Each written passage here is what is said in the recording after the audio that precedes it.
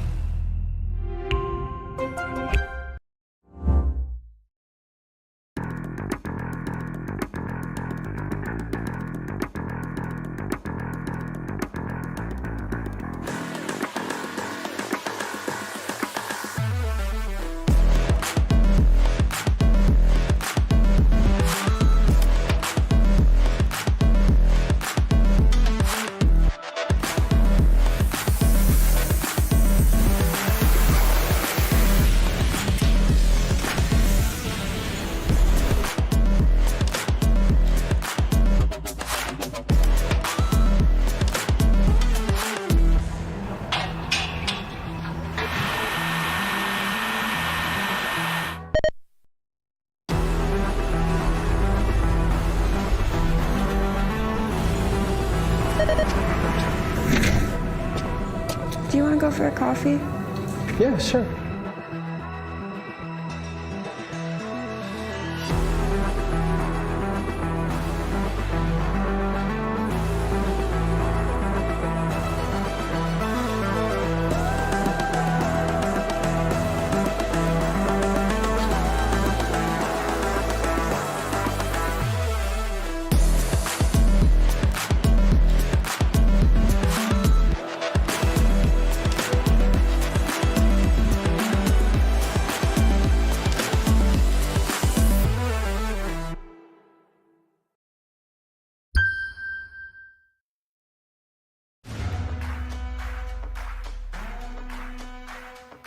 give up now, yeah, you gotta climb. But we give it your all until the end of time.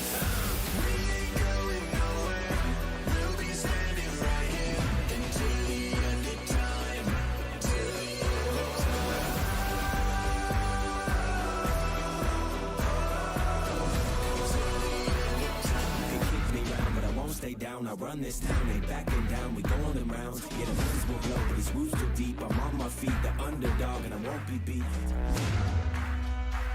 Watch everything we work for fall in line. We gon' give it our all until the end of time.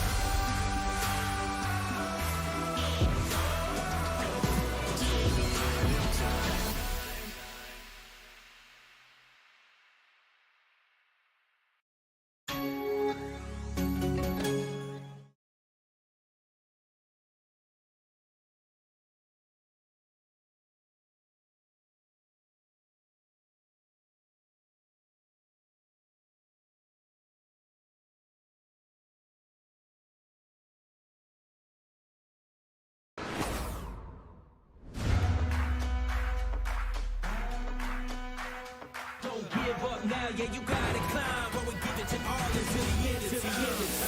We ain't going nowhere. We'll be standing right here until the end of time. Till the end of time.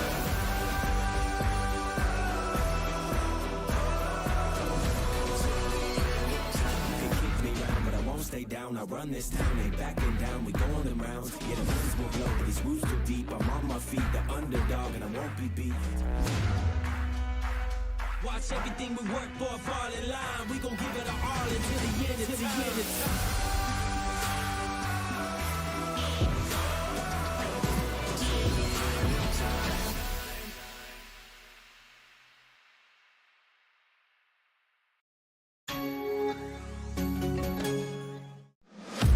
Are you with me now? Said, are you with me now? Ain't felt this good in a while. They want us to simmer down. Can you hear me now? This is why we play. Gaming is something more. I feel it coming. It's a community made vibrant and real by AI.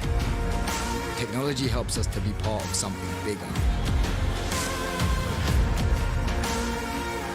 Games play as if they were real life. Are you with me now? Said, are you with me now? Ain't felt this good in a while. They want us to simmer down. Can you hear me now? Am I going in and out? I stop and just look around to see if you're with me now. This is why we play. A community. Thousands of communities. Tell me, are you with me now? Ready to put it down. Start at the bottom, already forgot it, but they won't forgive me now. You really ain't ready now. You haters just in the crowd. Nothing can hold you back. So, why do you play?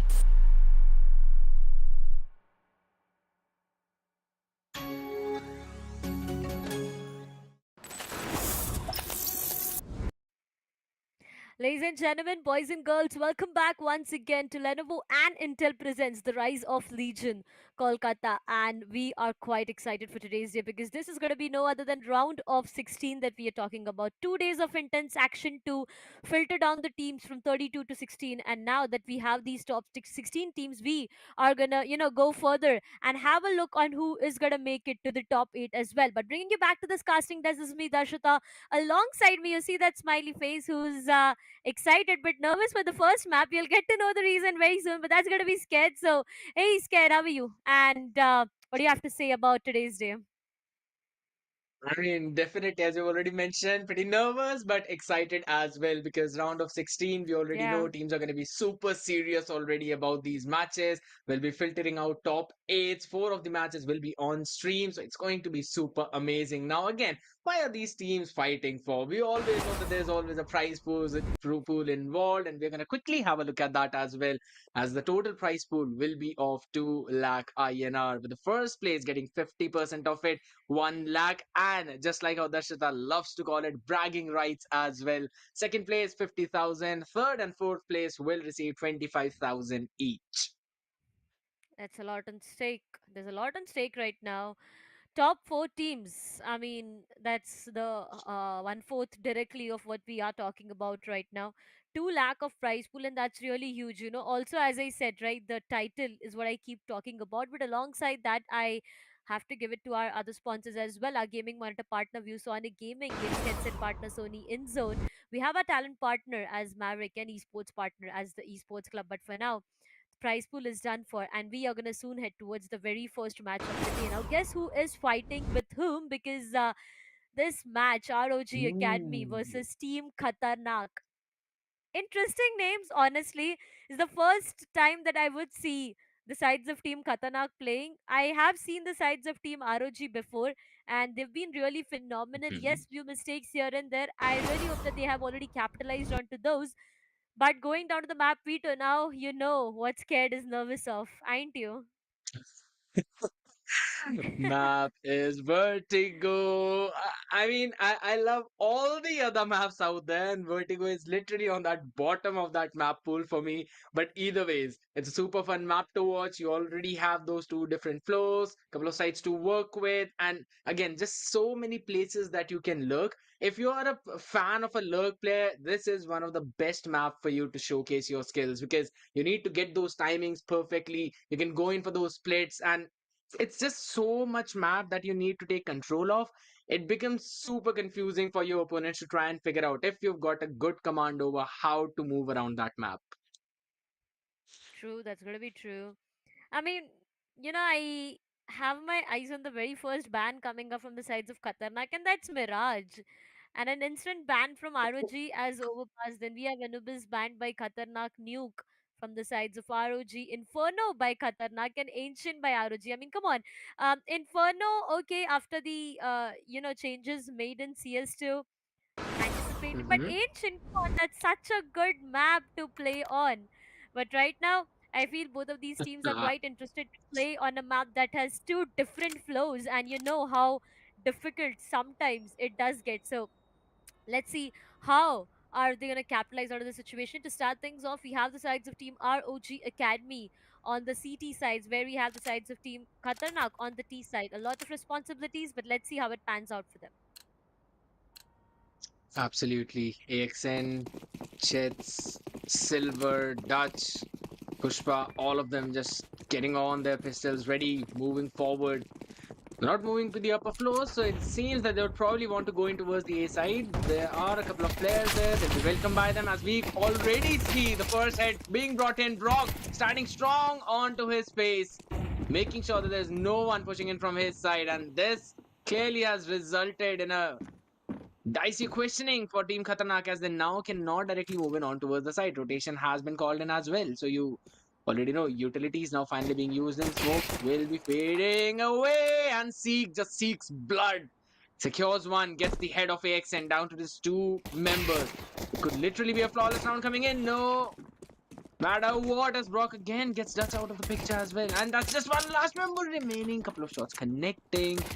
But where can you go from that one position? Nowhere is the answer. Only back to your own spawn. As Smoke finishes Silver off, and that's literally a flawless round from ROG Academy.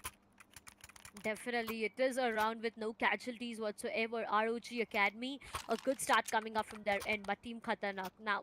They cannot actually invest onto, anything. No utils, no weapons, nothing to invest onto. On the other side, ROG Academy, they'll be going in for great investments for a fact that they have won their very first round. It's going to be them having the best time of their life. But look at Oh. Pushpa, ready and instant denial coming up right in his face. And now they've got two players as well. Look, Smoke is done for, and that weaponry being retrieved is going to harm the sides of Team ROG. They left on the three remaining players. They need to make this execution way too quick. Arrogant can for one. Yes, he is. There's one more player right in the same position, and Team Khatarnaak is actually looking for three remaining players, and it all goes down to Broke being the last one to survive a lot of damage.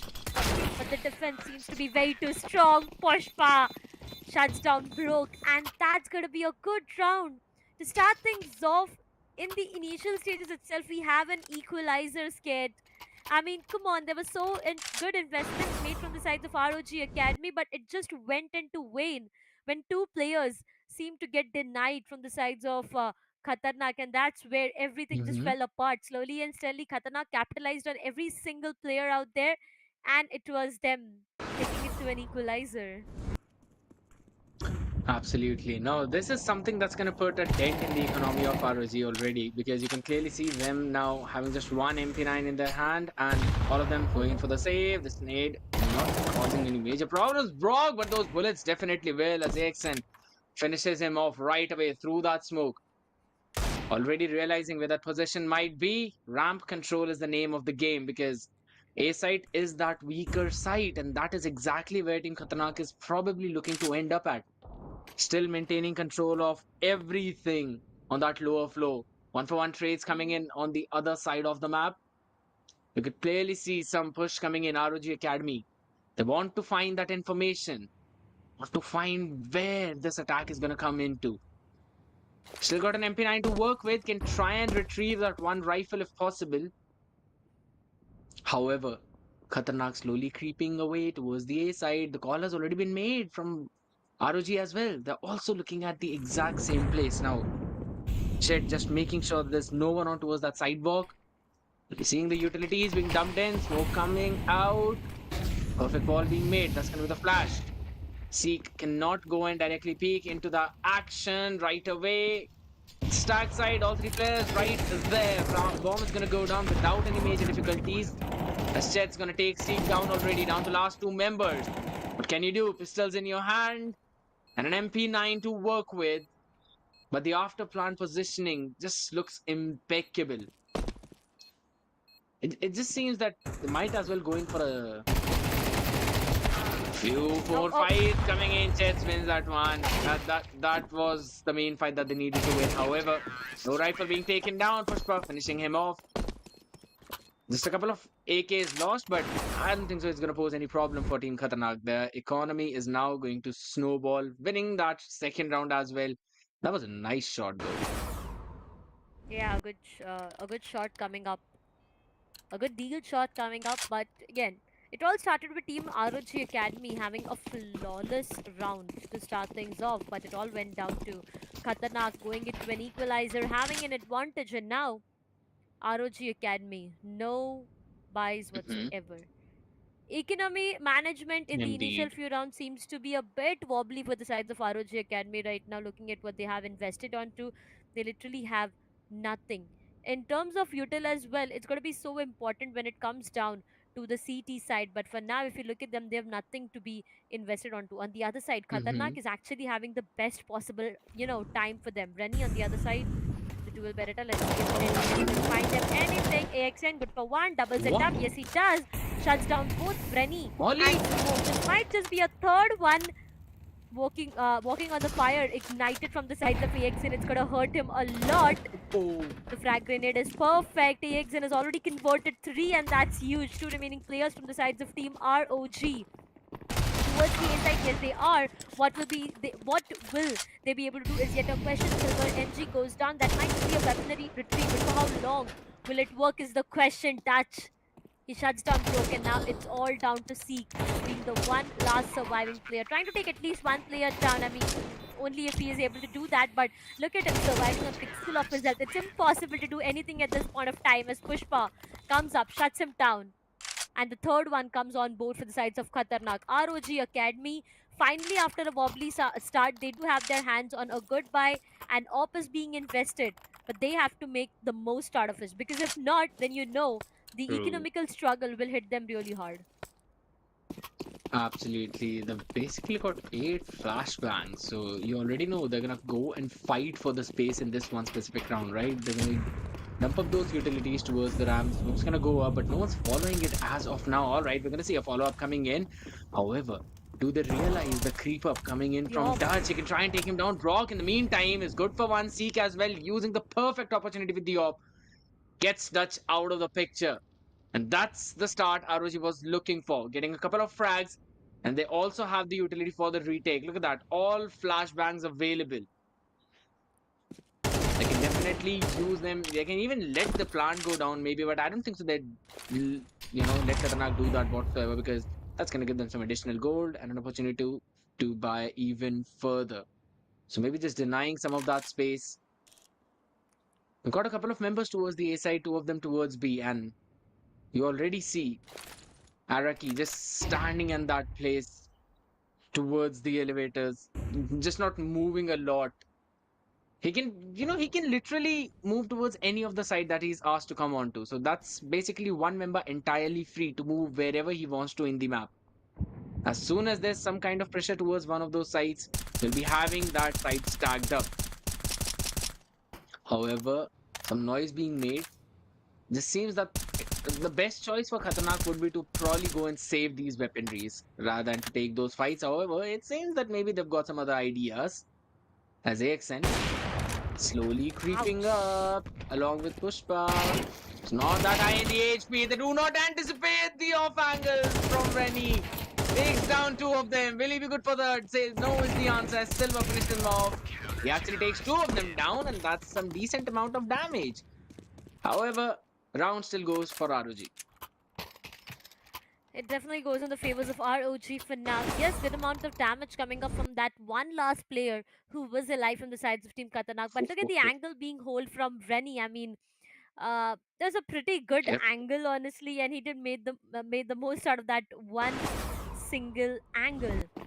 Two players Yeah, whatsoever, and there catwalk. was like a big surprise coming up for his opponents. 2-3 is what the scoreline is like. Still a full buy. I mean, 5 AKs being played onto from the sides of Khatarnaak. On the other side, there's one op that is actually, turning the tables around. The way it has been placed on the position seems to be really impactful. Trying to take few shots here and there. Seek has been brought down to maybe 7 of his health, but oh my god, what a extend through the smoke. He just finds the perfect shot, and that's gonna be Broke done for. I mean, Broke will be scratching down on his head on how is that even possible, but it all goes down to a disadvantage. Arukin and Smoke. Once again, Silver Engine gets denied, but Smoke. What?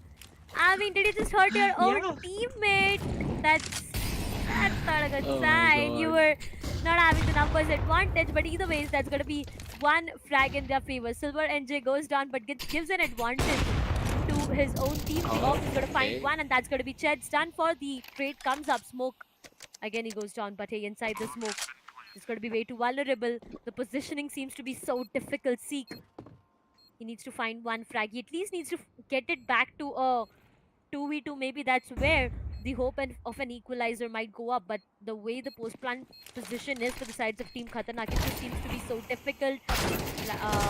Smokes are there, but it's too late. Touch shuts both of them down. Khatarnaak with the fourth one on board. ROG Academy. Not really sure on what is going wrong. But the previous time I saw them, they were on a rampage. Today, it seems to be a bit wobbly for them, but it's just the start. 2-4, lead not given whatsoever. That is true. And here's the thing, right?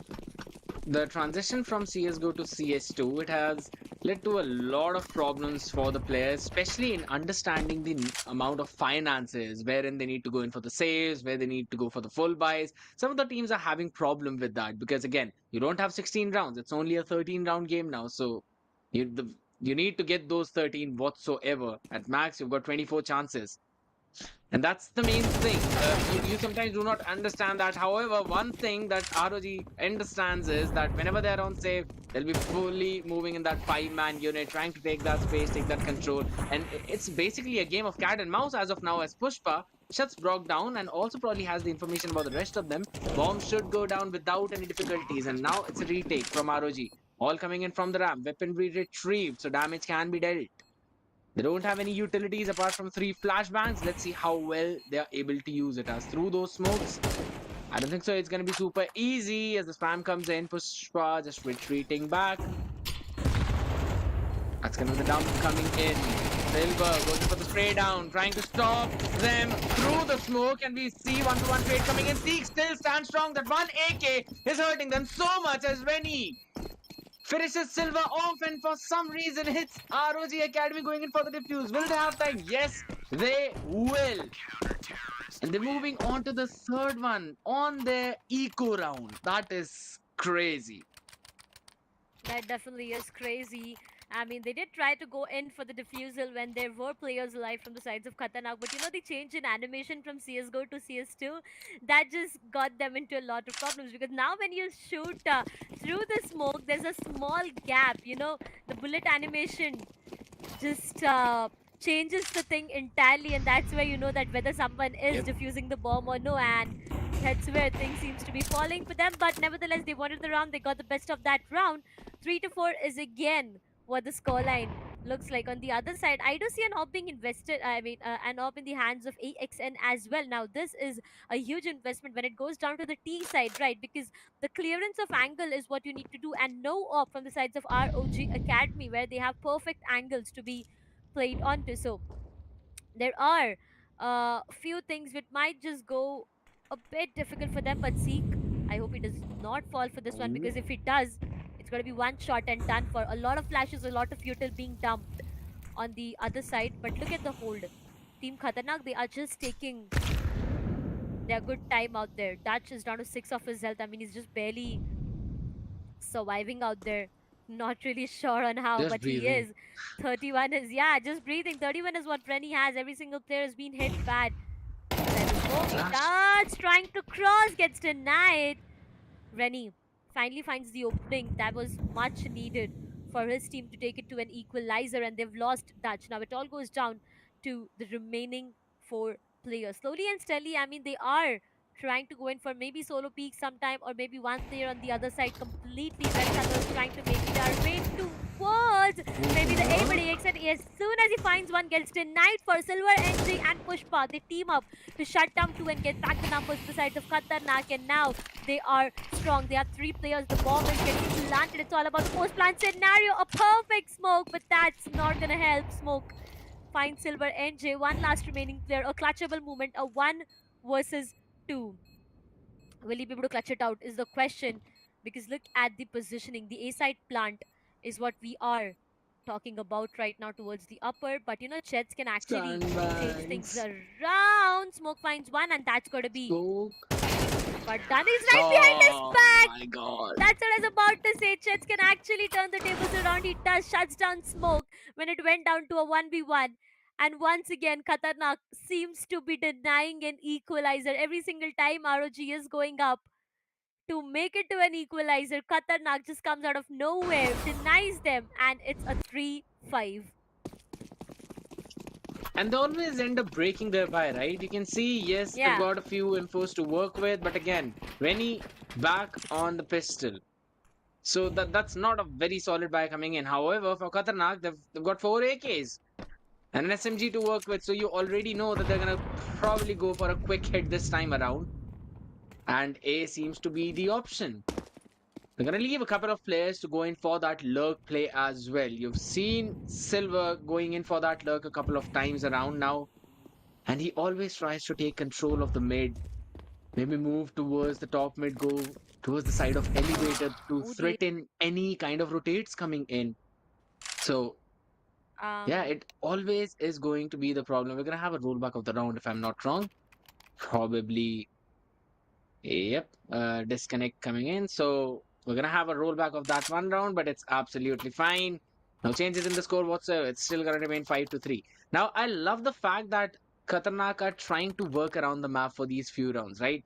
Yes, it's coming down to those last 1v1s, and I mean, it could go anyway. It's always a 50-50 scenario. Last time, Shed just playing it perfectly, making sure that there's absolutely no time to go in for the fake diffusal. You only have to stick with that. Even if you've got a diffusal kit, there's a specific time window that you can only allow the bomb to tick for. And Chet just realizing that perfectly, finding his opportunity to get the back of the head and getting the fifth round for his team, denying the equalizer as well to ROG Academy. But these eco rounds that ROG have been coming time and time again, right? These are the main problems for Khatarnaak because every time ROG are pushed down to a pistol, you always see them clustering up, moving around the map all together, winning on those straights. So, what I personally feel is that maybe when Khatarnaak know that ROG are on a save round, they should try and play together as well. Maybe don't give them an opportunity or an opening. Maybe take the fight to them. We've always seen them pushing towards the mid and then going towards the stairs, moving around the ramp and then going towards the. That's exactly what happened in one of those pistol rounds. So maybe this time around, Khatarnaak might not let them do that because these are the mid round adjustments that always come into play. And as of now, they've continuously been going in with the exact same play, right? They Yeah. go from those lower floors towards dark, then move towards ramp, and then take control of the A side. We've only seen them going in for that B execute once. So maybe it is time for them to maybe try and go for that execute. Yes, last time Rennie was standing at the catwalk and made things horrible, but this time onwards they can try and go in for those Molotovs, maybe play a few lineups there, make sure that they are able to clear those angles and go and plant the bomb, rotate towards the other side, or try and take a lot of map, try to take a lot of space. They always leave one person in the mid lurk either way, so they can try and utilize that as you can have a pinch coming in through the connector as well, or maybe through the cooler. So that's one thing maybe Khatarnaak can probably go for.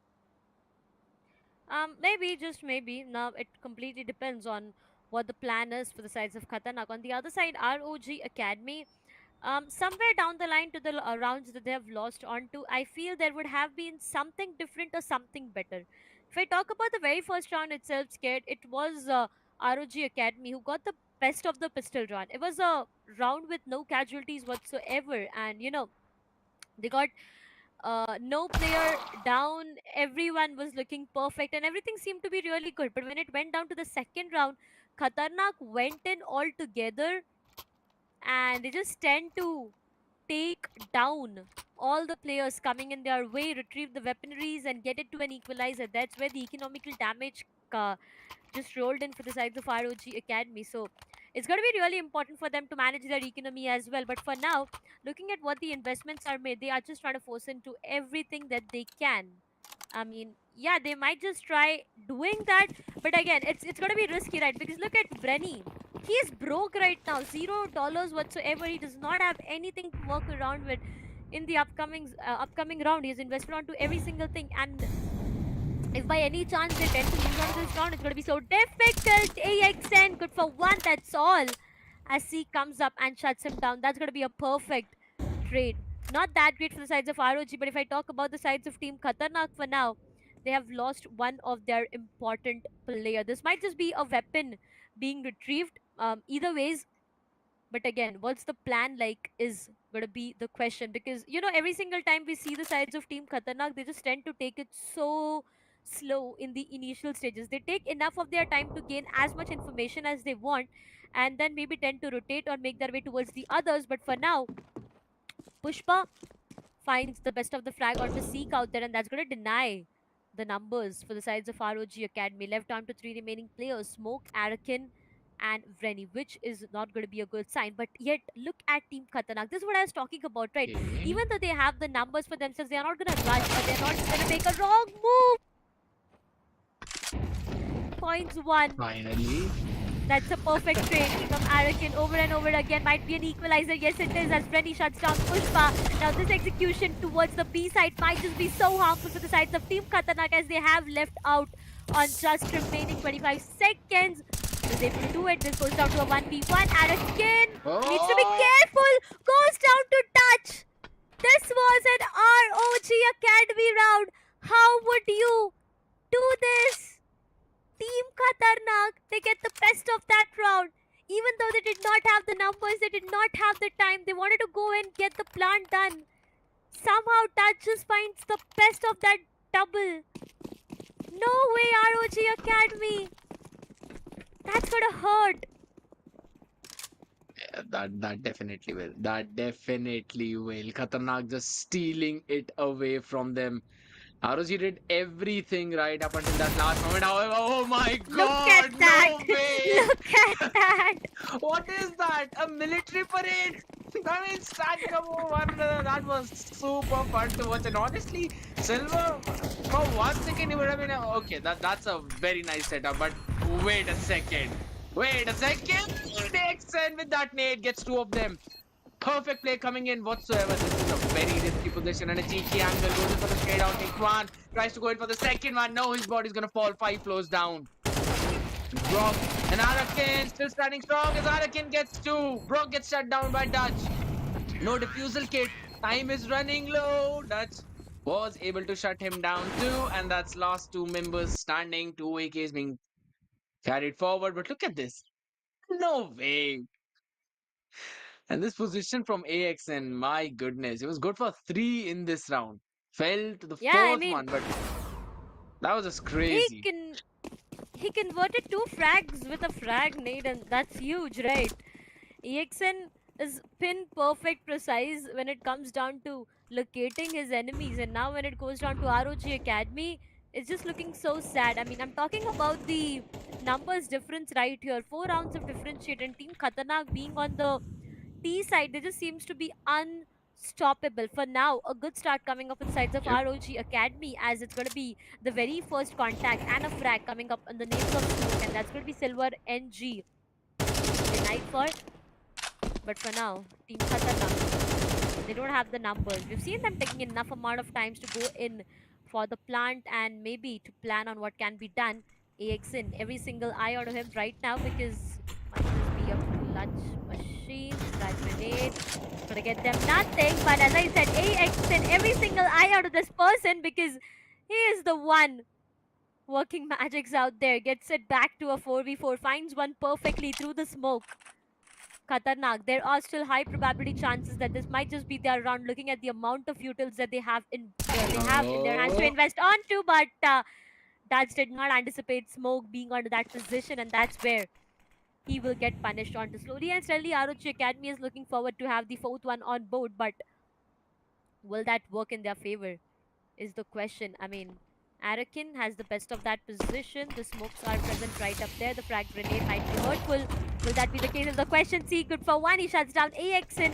Slowly and steadily, the numbers seem to be falling down to the sides of Team Khatarnaak as it goes down to Pushpa. Being the last surviving player. Good for two. Might just convert the third one. The reload seems to be coming in. And so is the case with one more round for the sides of ROG Academy. 4-7. They need to at least end this half with a 5-7 scoreline because this is the map of Vertigo that we're talking about right now. absolutely. And here's the thing, right? You already know that Khatarnaak have been sending one person to lurk from mid towards top mid. So you always have to be ready for that. And this time around, finally, ROG Academy was ready for it.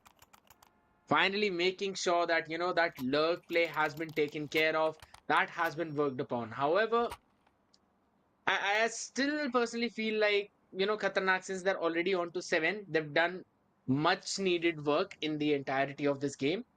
They've got most of the things that they needed to do. 4 rounds for ROG Academy, 5-7 is the best they can try and get into this one. But it still becomes pretty difficult, looking at the way how Khatarnaak have been going in with all of the attacking rounds. They've got the control of the entirety of that lower flow. You know that there's no contest coming in from ROG Academy whatsoever. They're just holding on to those sites, playing in very passive. So I personally feel like they can try and explore a few more places, maybe send one of their own person for a lurk to try and find a Hmm. timing for the backstab, maybe get a couple of people off of that, because Khatarnaak have not been expecting that. They've not been seeing it, and I personally feel they might not expect it. Yeah, that's gonna be true. I mean, ROG Academy haven't been really seeing them losing onto those rounds where they do have the numbers for themselves. But right now, what has happened has happened. What is going to happen is the question because this is going to be the last round before we go towards the other half where we are going to see the sides of ROG Academy on the T side, and that's where things might just start to change. But for now, coming down to this round, Hmm. Khatarnaak does not have a good economy whatsoever. I mean, yeah, Chets can go in for a full buy, Silver NJ. If he compromises onto utils, he can go in for, I mean, the smokes and the flashes. He can go in for a full buy, but when it goes down to ROG Academy, probably the best time that they have a lot of utils to work around with. Also, two diffusal kits whatsoever. Now, previously, when we started things off in the initial rounds itself, I did not see the sides of ROG Academy investing onto those diffusal kits, but now they know that It's going to be an important round. 8-4 might not be the score that they really want at their own screens after the round ends, right? So they need to be very careful. True. But I'm quite excited to see what the plan is from the sides of Team Khatarnaak, because this time they seem to be really aggressive. Oh, Rennie just what? He just burns alive a player. Pushpa really not happy with what has happened, and he doubles it up by shutting down AXN as well. So Team Khatarnaak, they've lost two of their players, and also the hope of taking it to 8-4 scoreline, because it seems to be really very difficult, scared. but Chet is still alive, and you also know Dutch is working with a Khalil in his hand. Anything could happen. These two players, once they get activated, they become unstoppable. However, the slug needs to be taken care of. What the hell? Oh my Ouch! goodness, look at the mechanic being used perfectly. Seek was just seeking an opportunity to find his head. He saw his skull, took the shot. He's firing one bullet to make sure that the gap in that smoke remains. Down to the last two members. B side is still stacked up. A as well, it's not entirely empty though. There's still Brock playing there, but I think so. Maybe if Khatarnaak wants, they can try Yeah. and take the fight towards that side. B side has got three people. They would not even get the plant down. I don't think so that would be possible. Because looking at the way how they're moving, it seems they really want to go on for this one. Execute. Alright, that utility is gonna reveal the position of Rennie one, but again. Rennie again. Time and time again, this player just plays on the catwalk behind that one pillar, finally figure out the position. 3v1 is the situation, and they do not want to give him 1v1. Perfect util combo. Chet finishes him off as well and gets his team to 5th. Fifth one on board. And finally, what we were talking about, right? A 7-5 scoreline to end the first half itself. Yes, ladies and gentlemen, that's going to be the case for Yep. now. 7-5 to end the first half. And now we go to the second half. Now, here's the thing. ROG Academy in the second half itself, they need the pistols for themselves. They started off on a very good note when it went down to the first half and the pistols, because they got a really flawless experience. But now when it goes down to the second half, they need to make it possible in the same way, because we know Khatarnaak, they still have a lead, right? 2 rounds of lead that Mm-hmm. the sides of Khatarnaak still has. And even if by chance they have the pistol for themselves, this lead might just go up to 4 rounds, which is not going to be True. a good sign for the sides of ROG Academy. They need to get it to an equalizer as soon as possible, and only pistol round right now can help them get it to an equalizer. So, again, an important round coming up for the sides of ROG Academy. I feel sticking together and maybe rushing towards one side might be really helpful, because the fragging potential, I mean, we already know these players do tend to have a good fragging potential, but the trade, if they are really on point, it just can't be ROG Academy getting the best out of that round. Slowly and steadily, for now, they are trying to make their way towards the mid. I mean, all Mm-hmm. right, the first round itself, they are starting things off towards the mid itself. And look at Dutch and his positioning. This might just be a great welcome by him, or maybe a grenade towards that Oh, the position can boost. give a lot of damage. But all right, they know where he is right now. Smoke being the best possible teammate out there, trying to take the initial contact. Now they know where the player is going to be trying to make their way towards the B side from now towards the mid. Mid to B is where the call might just look like. Pushpa to start things off. Shuts down Anakin. That's going to be the initial contact. Comes up. Pushpa doubles it up before getting taken down. But so is the case with Seek. A 3K onto his name. And this man does not want to stop. A 4K might just be an ace that rolls in. Yes, it does. My Seek. God. What an amazing play. 5 players right in front of his face. Denies every single one of them and gets the best possible round for the sides of ROG Academy. Oh my god, the way Seek played in this round. That's gonna be pure aim that I'm talking about right now. Hitting those bullets right in the skull of his enemies, ladies and gentlemen. Seek finds the best of that round, 6 to 7, and finally a goodbye for the team as well. I mean, starting the pistol with an ace, that's exactly what you want, especially when you're behind in those couple of rounds. That's gonna put a dent in the confidence of Team Khatarnaak this time around, because Seek is the one who's looking Khatarnaak whatsoever. Yeah. Looking as of now, I really love the fact that they're trying to work their way up mid as well, making sure that they've got that control. They can try and go for those splits on towards any of the side wherever they find that it's not heavily stacked up. So slowly creeping their way, working forward. However, B site is the one that is stacked up, so I don't exactly feel that could be a very good option for ROG Academy. Nonetheless, Arakin still active on his lurk alongside with Brock. That's going to be some attention grab. As we shares are the place of contact. Arakin, good for two. Rennie activates as well at the same time, and they decimate the entire defense coming in from Khatarnaak on towards that B. You don't take a lot of map control. We are going to pinch you from two different directions and a perfect shutdown whatsoever. Good rounds, important rounds at the same time. ROG Academy, they finally brought it to an equalizer. I mean, right from the start itself, the amount of hard work being done from the sides of ROG Academy to get it to an equalizer was getting denied onto, but finally, it's going to be a 7-all scoreline that we are talking about. In terms of economy, if I talk about both of these teams, they do have a good buy to work around with. So this round is going to decide the fate of both of these teams. To start things off, Pushpa finds the initial contact. ROG Academy have lost their numbers. That's going to be Broke, who is already done for.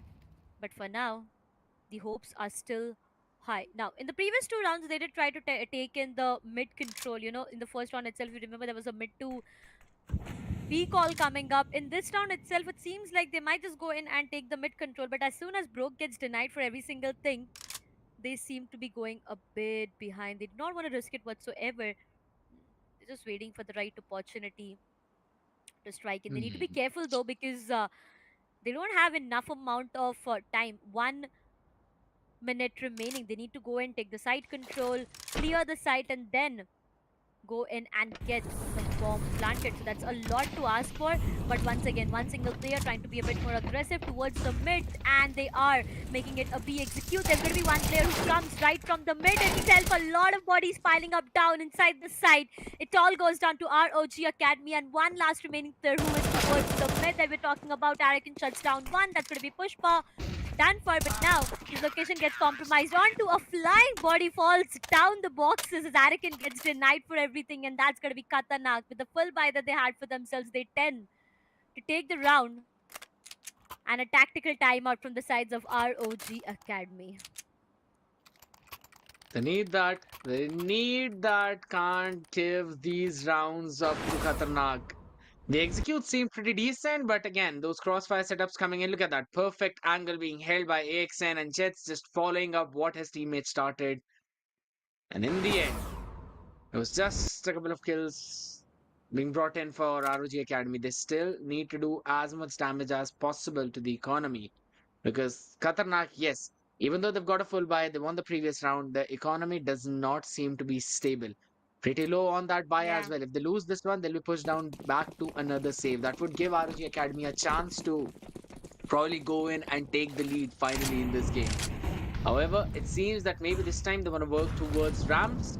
Smoke will block off their entrance, and that seems to be the stack side coming in. And the contact as well being made. Pushpa firing a couple of warning shots, making sure that there's absolutely no one pushing that. The nade is going to do a decent amount of chunk damage. And here's the thing, right now, you can basically push that smoke away with a frag as well. So you can go and make Yeah. that underhand frag play while your teammates go in and peek. Normally, what you used to do is that you used to throw a flash out of the smoke and then follow it up.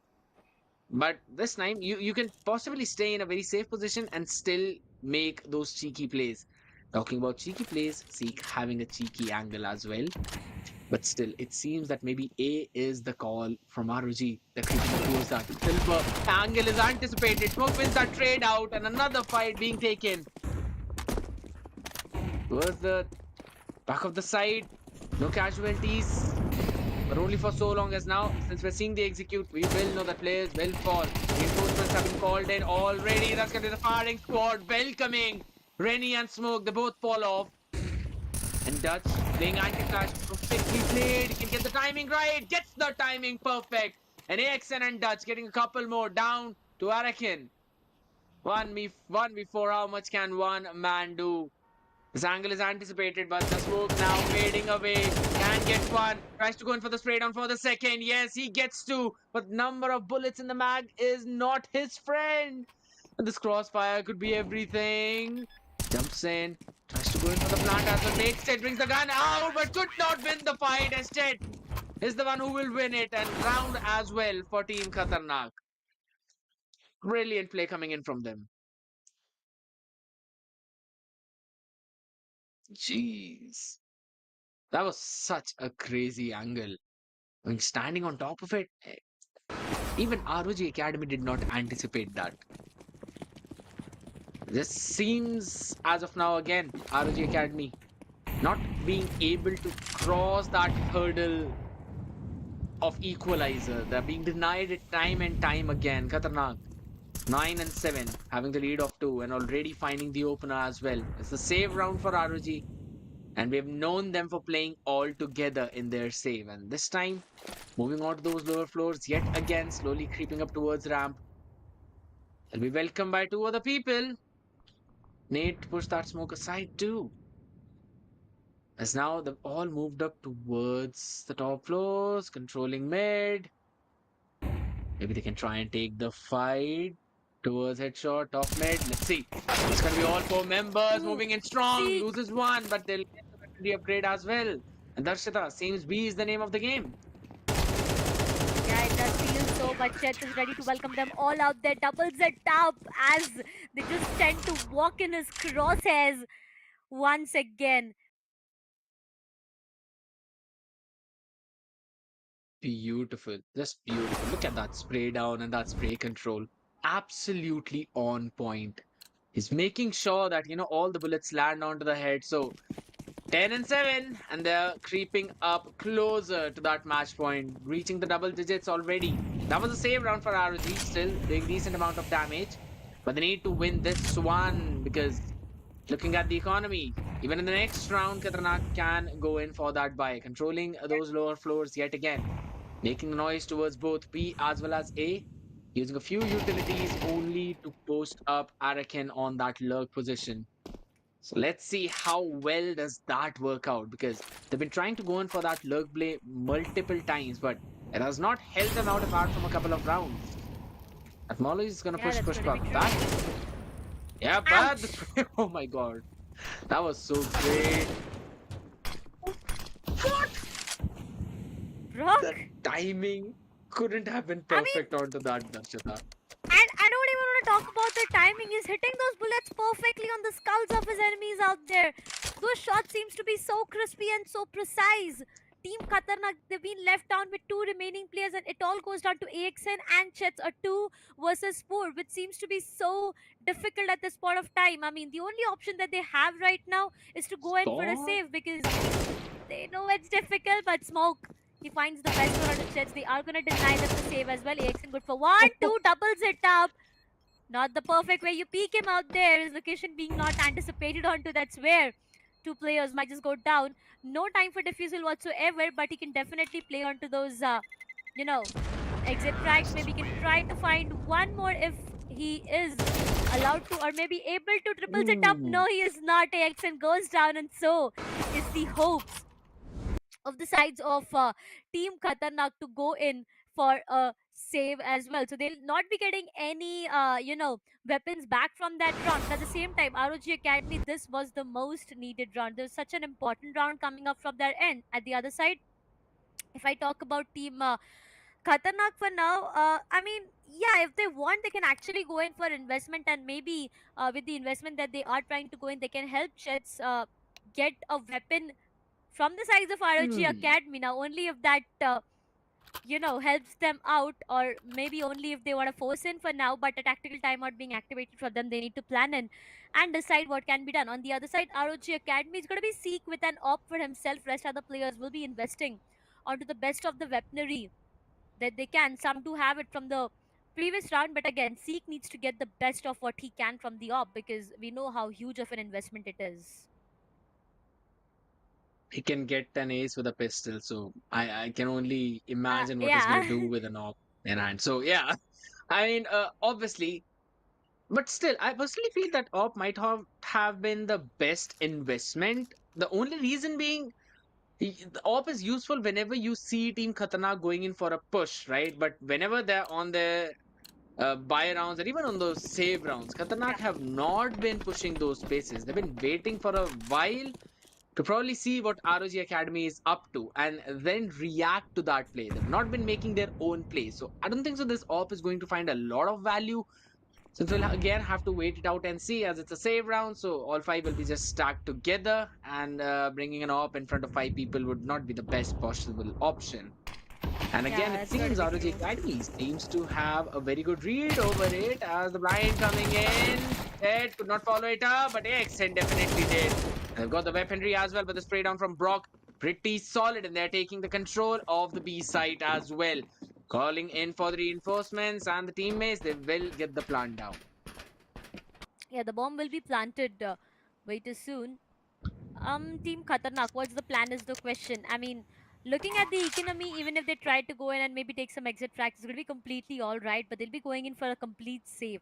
Towards the A site is where I can see them. The bomb gets planted.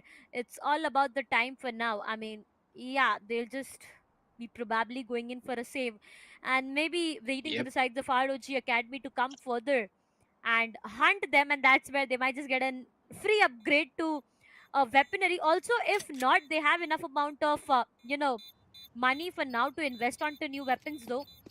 But I feel ROG Academy slowly and steadily trying to make their way towards the A side. Will they fall for this trap is the question. Will anyone find either one of them is going to be the question. But Roki still finds Pushpa. Two remaining players. Might be one. No, it's two. Yet it's one as AXN goes down. And finally, Silva somehow manages to get back that weapon from the previous round. But ROG Academy slowly and steadily they are stepping up. They are getting those important rounds and they are trying their level best to take it to an equalizer. But for now, what's in the hands of Team Khatarnaak is a full buy again. A lot of investments being made in terms of utils as well. You see a lot of mollies, smokes, flashes, everything that they can invest onto, they've already invested. They are in need of this round. It's going to be a desperate round for them because, again, what's going to be? Oh no, see what? Through the smoke, he shuts down Pushpa like it's nothing for him. And now that's going to be a numbers disadvantage. Team Khatarnaak, they definitely did not expect this to happen. And now, if there's one more player who falls for this trap, it's going to be impossible Please for don't them peek, to get Silver. this round. Seek, he's waiting. He knows that there might just be someone who walks in his crosshair, but Silver, being the smarter one out there, knows that there's an op and does not want to risk it whatsoever. But for now, what's the execution? What's the plan? They need to get inside the site. They need to get the bomb planted. They do have ample amount of time, honestly, to walk around with. But look at the B side. Mhm. There are almost three players towards the B and one single player towards the A. So the A hit right now for the sides of Team ROG Academy can just be a good advantage, but they are just waiting. They're just playing the patient games towards the ramp is where I do see them for now. Smoke, smollies, everything being placed onto perfectly from either of the sides. But the last 30 seconds execution, will it help them is the question. There's so much to deny the vigilance to his opponents right now. A-side execution is what they are trying to hit onto. Might just go and get the bomb planted as well. But before that, Seek once again through the smoke shuts down Silver. The numbers have called it down over and over again for the side of the team. Khatarnaak, ROG Academy, they are able to go and plant the bomb. And now scared it's all about the post plant. And a Yep, save. and the call is a save. So yeah, the call is going to be the save. So it's not even about the post plant as of now. After those first two picks, they've just decided that all right, we're just gonna go back. Don't want to lose onto these weapons as well. It's a 5v3 retake, almost impossible for them. They don't even have a lot of utilities apart from, I believe, just a flashbang, and that's about it. Don't want to give over Yeah. these M4s as well. So that's gonna be the equalizer finally that ROG had been looking for so long. They were trying to create a boost over there. Imagine if you're creating a boost and then you fall onto the other side. Not dying to the Ah. bomb, but losing your weaponry either ways. That has happened to me once, so that's one of the reason why I'm I not on mean, the yeah. stage playing with those people. I know. I did see you playing CS2 a while ago, though. But yeah, that's a complete different topic for now. 10 all is what the scoreline. looks like for now. Again, who's gonna Yep. take the lead? And A lot of questions, a lot of questions that I have right now.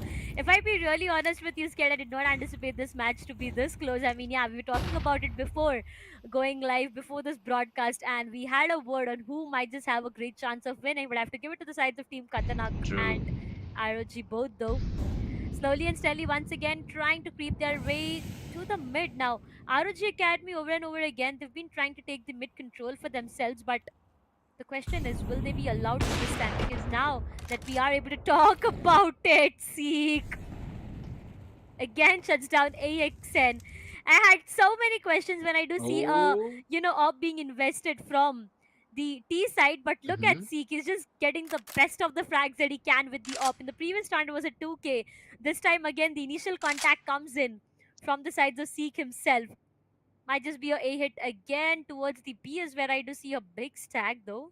I mean, all the players of Team Yeah. I Khatarnaak, mean, they do think that it's going to be a B hit coming up, but this might just be a hit.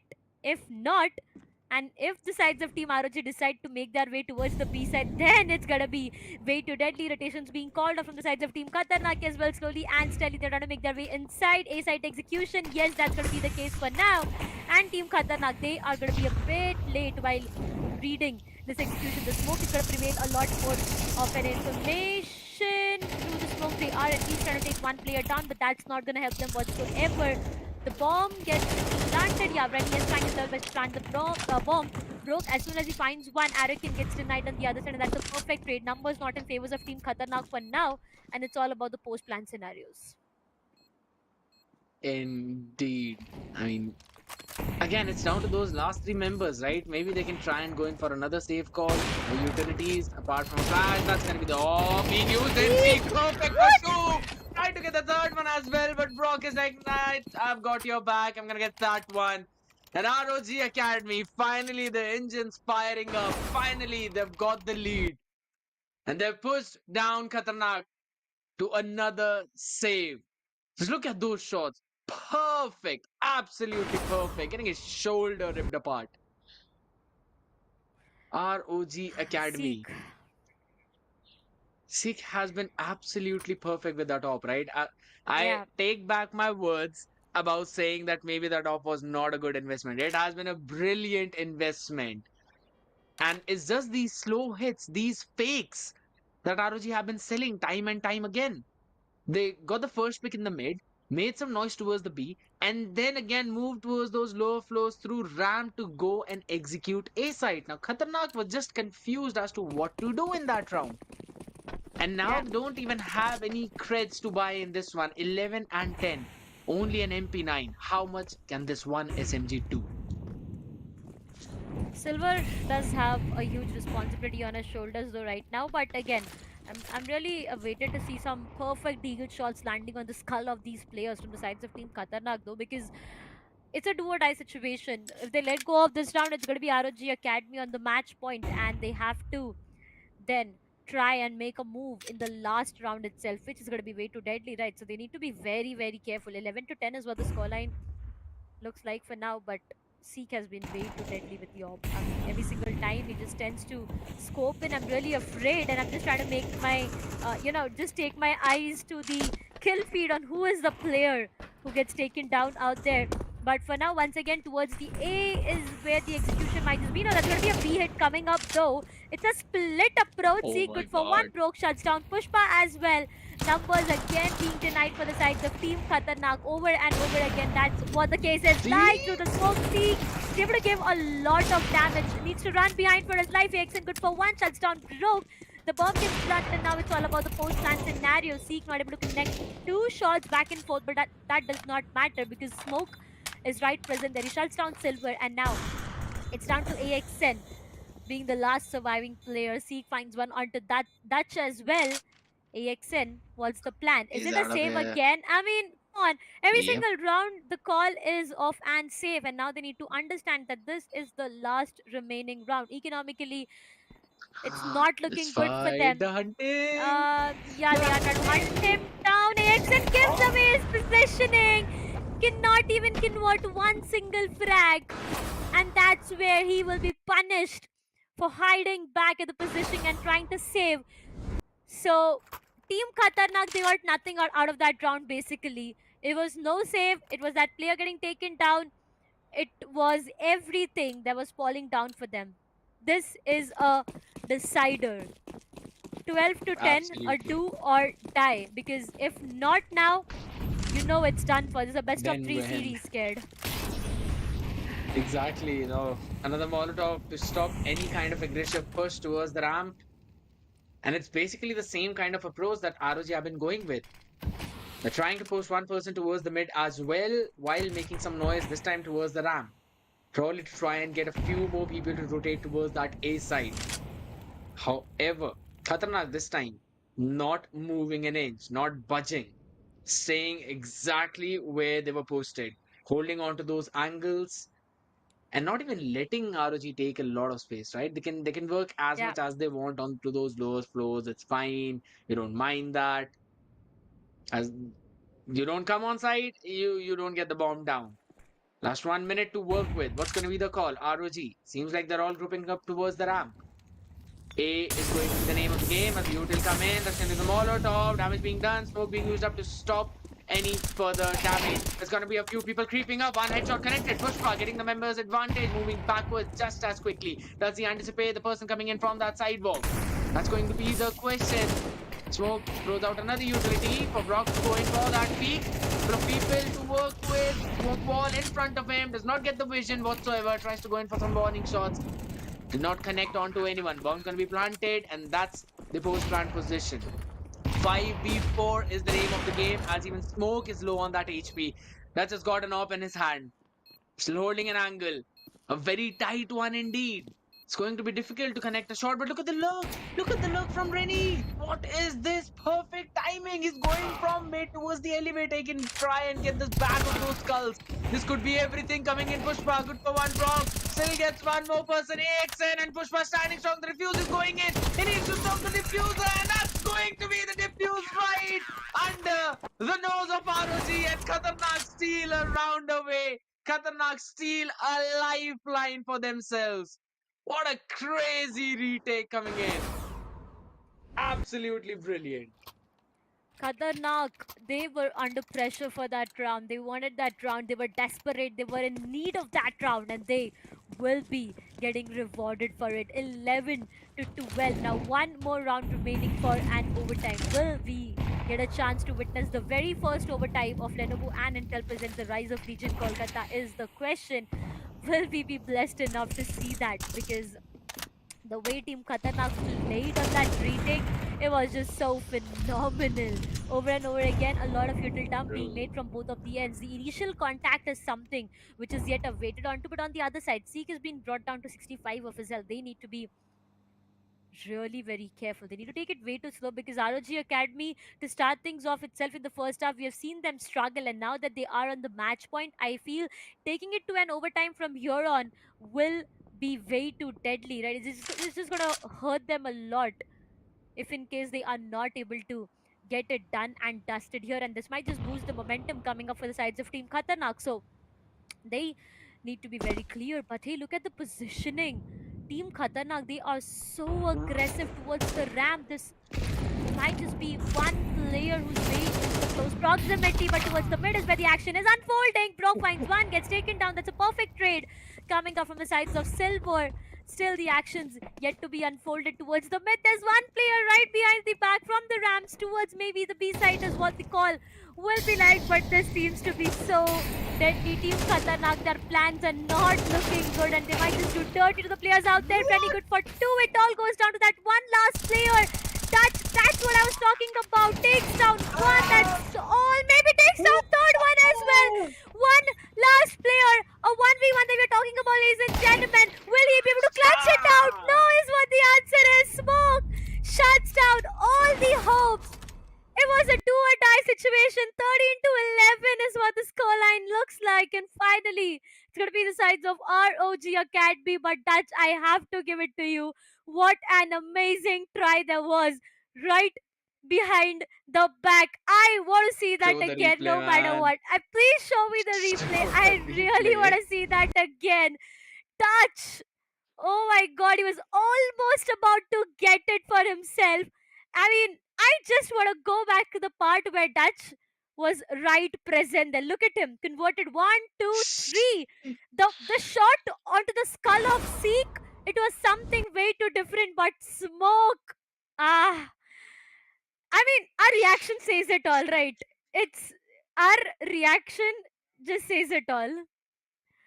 Honestly, this is the closest that it could have gotten, man. That was Yeah, outwardly. He went in for that spray down as well, trying to finish off the diffuser. He got that red bar to almost his head, just could not get that final bullet. Got the pistol out, got the first shot in, and knew he just needed to connect one more, take care of those two players who were on site. But the only problem for him was that the bomb was planted. If in yeah, case that one bullet from his spray would have connected to the planter, this would have been probably an advantageous situation for Dutch because he did not go in for the reload. He swapped the gun, and because of that as well, we clearly saw the position being noted down. So it was an amazing game, and this is a game you want to rewatch. This is the game you want yeah. all the highlights of. So let's quickly jump onto that as we'll see it right from the first round. Khatarnaak and ROG. It was a 7-5, and then ROG just closing it out on a 13-11. I'm still not able to get over what has happened in, that one last round. I mean, it was just so close of getting it to an overtime. And that would have been a complete game changer for the sides of Team Khatarnaak. Dutch. True. If you are at the place of Dutch right now, it feels sad for him because he did everything he Very could, good. the switch from that weapon to a pistol to finding the perfect, you know, place to land those bullets. Every single thing seemed to be so perfect in that round. It was about that one last player smoke, and that's where everything went into vain. But again, the way this match has been way too dramatic. Honestly, in the first half itself, ROG Academy, it was them struggling. When it went down to the second round as second half as well, we did see ROG getting few rounds, but there were a lot of plans being executed from the sides of Team Khatarnaak as well. It did work out good for them, but at the end of the day, it's all about that one team who gets the 13 first on board, and that's going to be ROG Academy for now. Mm. That is true. And since you already mentioned about that first half and the transition towards the second half, right? I just want to point out that Khatarnaak were up by 7-3. And Yeah. then it was continuous two rounds going in for ROG. And one of the reason for that was that in every other round previously, they made sure that they were at least getting two or maybe even three frags in the round. And a few of those were even, those last 1v1s, which resulted in a not very good looking economy for Khatarnaak. So as soon as they lost that one round, they were basically put down to a broken buy and not even a full perfect buy. It was kind of a safe situation, and that was one of the reasons why ROG Academy was still able to have that weaponry advantage in those later rounds of the first half. And when it transitioned into the second one, it just seemed that they were getting a lot of space, a lot of room, because there was no aggressive play from Khatarnaak whatsoever. In just one round, we saw one lurk play from Dutch, and that almost won them the round. He got at least three or four frags probably out of that one. So you already know that trying to make these lurk plays is going to be the key of that game. So this is one thing I personally feel Khatarnaak would definitely be learning and taking home. But that was such a treat. It was a delight to watch this one. Again, we are talking about that one clutch time and time again. Look at this play. Goes for the spray down, gets one, just one bullet, not connecting, gets a headshot onto the second. This is the third. And this weapon swap, he went in for a very small peak, did not go for a wide peak, and that was the reason why the angle was anticipated, he was taken down, and ROG were able to close things out. We probably would have seen an overtime into this one, but seriously, it was a crazy game between both of these teams. And if there's one word that I'm going to give to this one match, it's going to be brilliant. That's one word I'm going to give it. I mean, 13-12, come as on. close as it could get. That one last round, Dutch, if he would have went in for that clutch and took it to an overtime, I mean, either ways, there was a treat to my eye. But again, if that clutch would have happened and it would have been an OT, just a cherry on the cake, because was so amazing. I mean, I'm still sad for the fact that we did not get a chance to witness an overtime, and even after the 3K coming from his end, it all went down to smoke. He did anticipate his location out there. He knew where the player was. Just a slight peek to end it all there and there, and it was the end to the best of one series that we are talking about. This is the round of 16, ladies and gentlemen, and sadly, it's going to be the sides of Team Khatarnaak saying us a goodbye as ROG Academy. They go further. 13 to 11 is what the scoreline looks like. So I have to give it to Team Khatarnaak as well. They did try their level best, but at the end of the day, ROG Academy. I mean, you remember talking about this scoreline 7-3 is what once the scoreline was, but after that, we did witness a 7-5, a 7-8 as well. The sides of ROG Academy, they tend to, just grab as many rounds as they can, and that actually helped them have a great momentum. Team Khatarnaak tried their level best to take it to, just an overtime. That's all the hopes that they had. But it just did not work in their favor. But once again, kudos to an amazing match that we have witnessed. I mean, a treat to eye, definitely. Indeed. Everyone in the comment section would also believe the Yeah, exact same thing. I mean, that is the level of Rise of Legion, ROL. I was about to yeah. say ROG. ROG, Sometimes these yeah. confusing words. Yeah, ROG, ROL. But again, since we've been talking about the previous match, now might as well look forward for the next ones that are up on the line, Hmm. because next one is going to be between Hariom Esports taking on none other than Fight for Fame. We've seen Yeah. both of these teams live as well yesterday and a day before. We've seen what they are capable of. They've always surprised us, and I personally feel like it's going to go down into a very close matchup.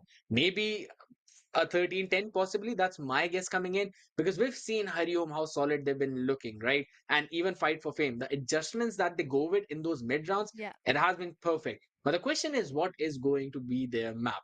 We've seen multiple maps coming in all across this entire tournament. We've seen Overpass, we've seen Ancient, we've seen Mirage, we've also seen Vertigo now, which we were not anticipating. What's going to be the next? Maybe Inferno? Who knows? Please, an Inferno, because I have been waiting. Now, after the launch of CS2, honestly, this is the first CS2 tournament that I'm casting right now. I've been waiting to witness an Inferno.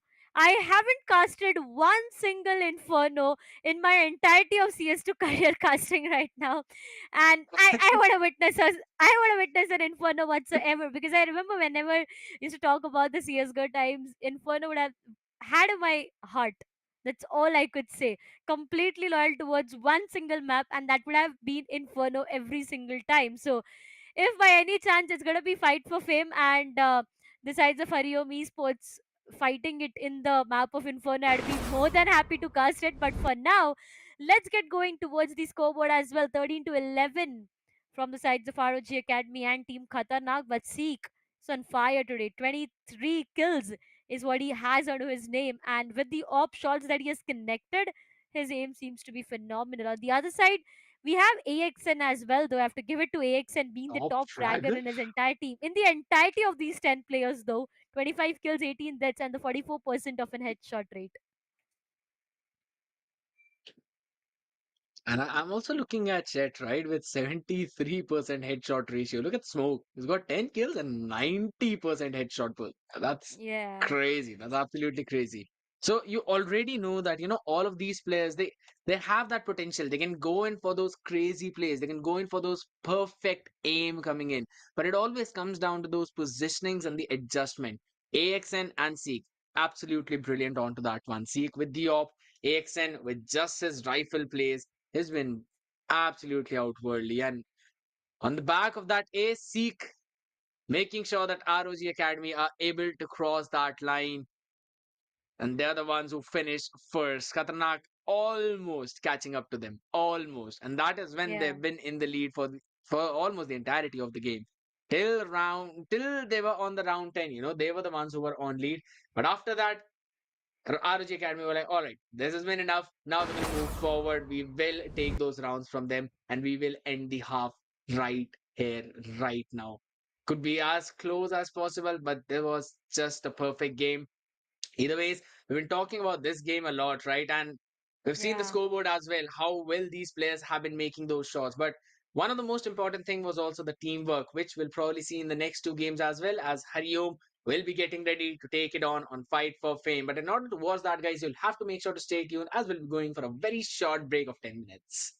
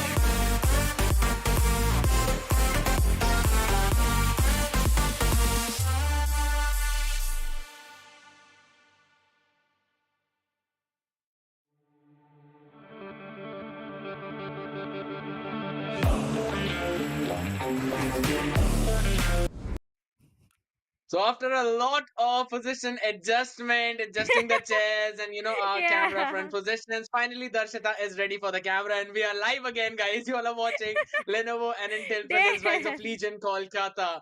Gaming monitor partner ViewSonic Gaming, gaming headset partner Sony InZone, esports Yeah. partner the Esports Club, and talent partner Maverick. I mean, it has been a very fun conversation behind the cameras as well. But seriously, I want to bring forward the attention Yeah. of all the people out here as to what a nail biter previous match we had. But I am expecting an even closer match in the next one as Hariom and Fire for no, Fight for Fame are just super ready to take it on each other. I mean, I really want to give all my attention to this match because looking at what the players are from both of these teams, I mean, come on, Champ, Evil, Lynx, Headshot, and Yellow Flash from Hariom Esports. We have Inglorious, Angry, Bahubali, Maximum, and AK God coming up from the sides of Fight for Fame. I guess this match is going to be a very, very close match coming up from both of these teams. I'm quite excited, honestly, because. We've seen both of these teams the previous day and they tend to be really perfect on every single thing that they do. And guess what? We are back to the map of Nuke. I did expect Inferno, maybe an Ancient, or just maybe an Overpass, but as people say that you do not expect Hmm. anything from anyone, it's going to be the map of Nuke as a decider one. I mean, yeah, it's a best of one series that we are talking about, ladies and gentlemen. So it's going to be the map of Nuke as a decider. Completely depends on what the plays are from both of these teams. Also, True. I want to ask you, Scared, if you are, going up with one team. I mean, if you want to predict one team who can win this one, who do you think it will be?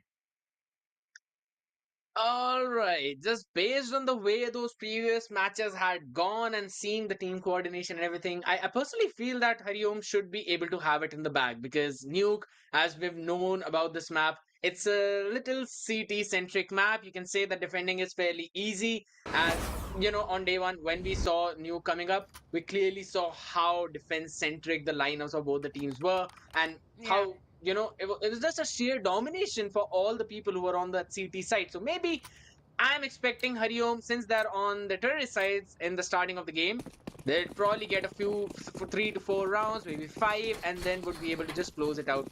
Not very easily though, since I've already told you I'm expecting it to be an even close matchup. But let's see how things go on as the nade's gonna break the door open. Just a small chunk of it remaining. They'll be able to kick it away either ways, but it's again a very default setup coming in. However, four people being invested on towards that A side in the top. Bahubali gets the first frag right off the bat.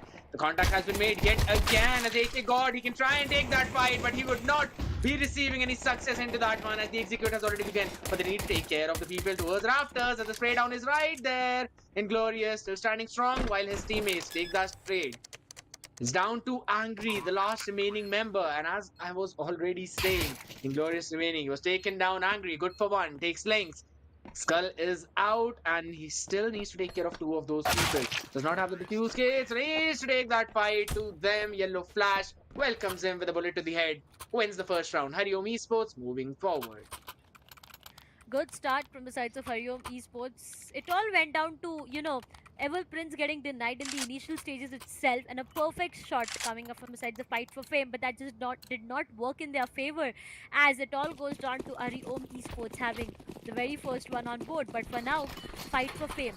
Second round, I feel they're not going to go in for any investments whatsoever, but Hariom Esports can have the best possible time as the bomb was planted, so they'll be getting rewarded for that one as well. Slowly and steadily trying to make their way again towards the A side. There's going to be a complete A hit coming up. Yep, that's going to be an A hit coming up. Champ right present there.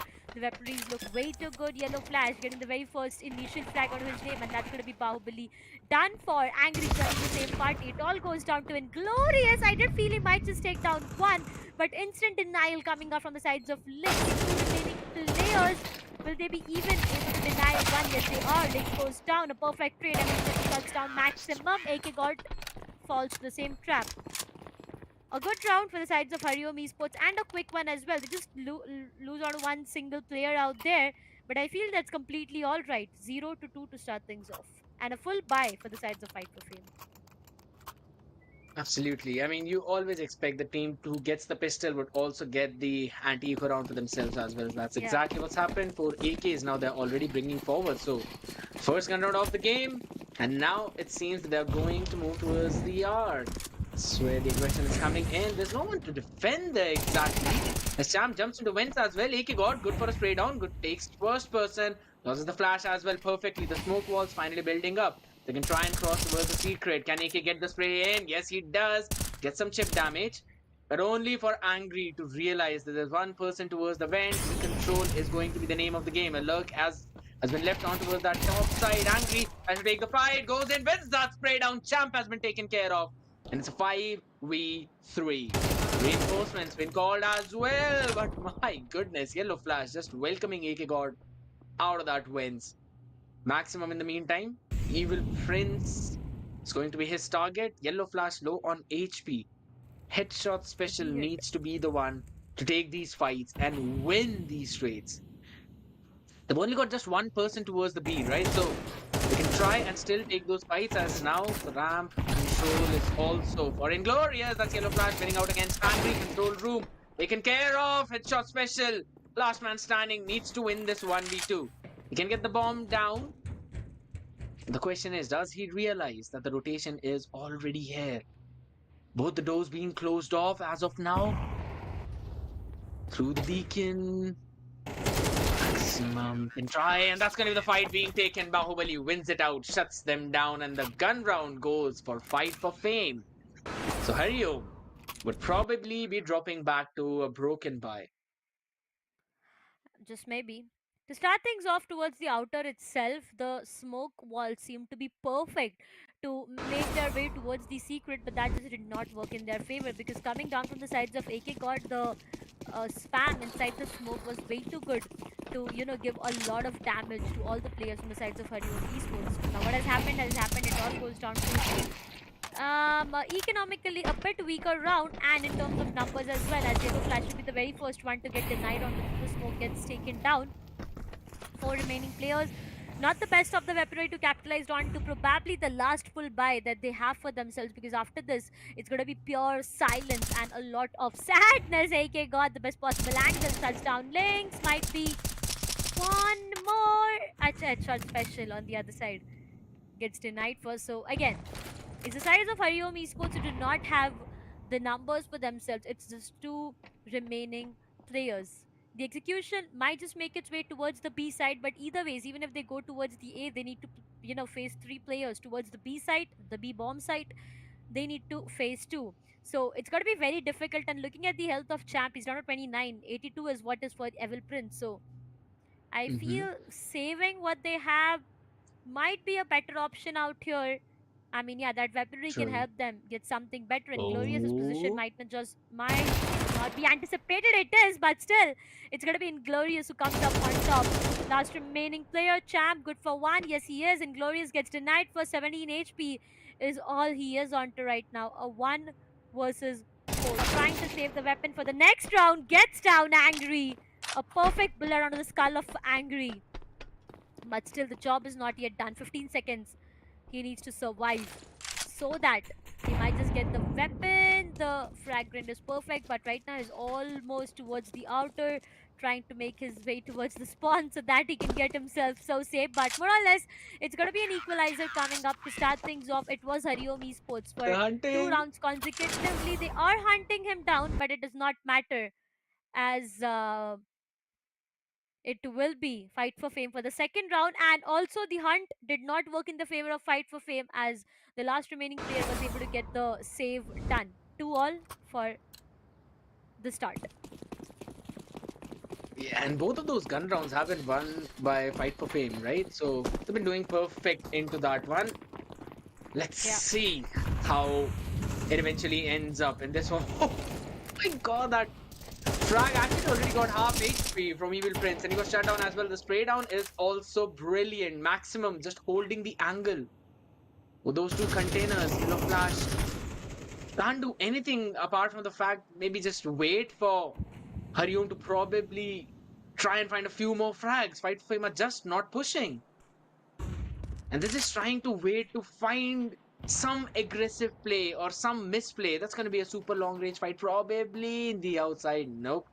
Lynx has found the timing as well. He can try and make a play towards Secret, but see, moving forward, that's going to be the spray down coming in. Bahubali was fully blinded. Still was able to get one of them. Yellow Flash with that trade will get the weaponry. Now the question is, do they go for the execute? Do they save these rifles? It's down to a 3v3, but very low HPs and no armor for two of them. Slowly creeping forward, Lynx with just the pistol is able to get one more.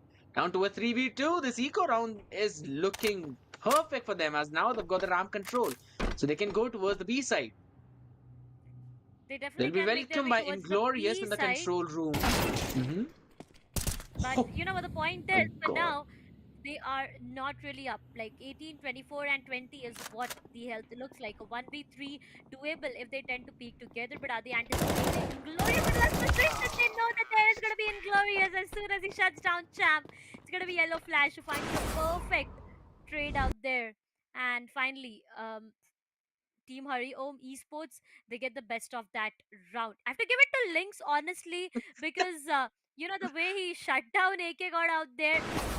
If AK God by any chance would have found one onto Lynx, things would have been different, and it would have been a 3-2 in favors of True. Fight for Fame. But either ways, it's going to be Hariom Esports right now who do have a great advantage. But once again, for now, what's the execution plan is the question. They do have their hands on a good fight, and with the round that they have got for Oh! themselves, Lynx through the smoke finds the best possible frag onto Bahubali, and that's going to be an instant denial coming up. Weaponry not the best is what Fight for Fame has, but what's the plan? Maybe a B hit is what they are trying to do. Angry is right present inside the B site itself. They need to be way too careful before going in for a plant, and they need to check where Angry is, because if not, it can be such a big surprising factor coming up. Angry is ready.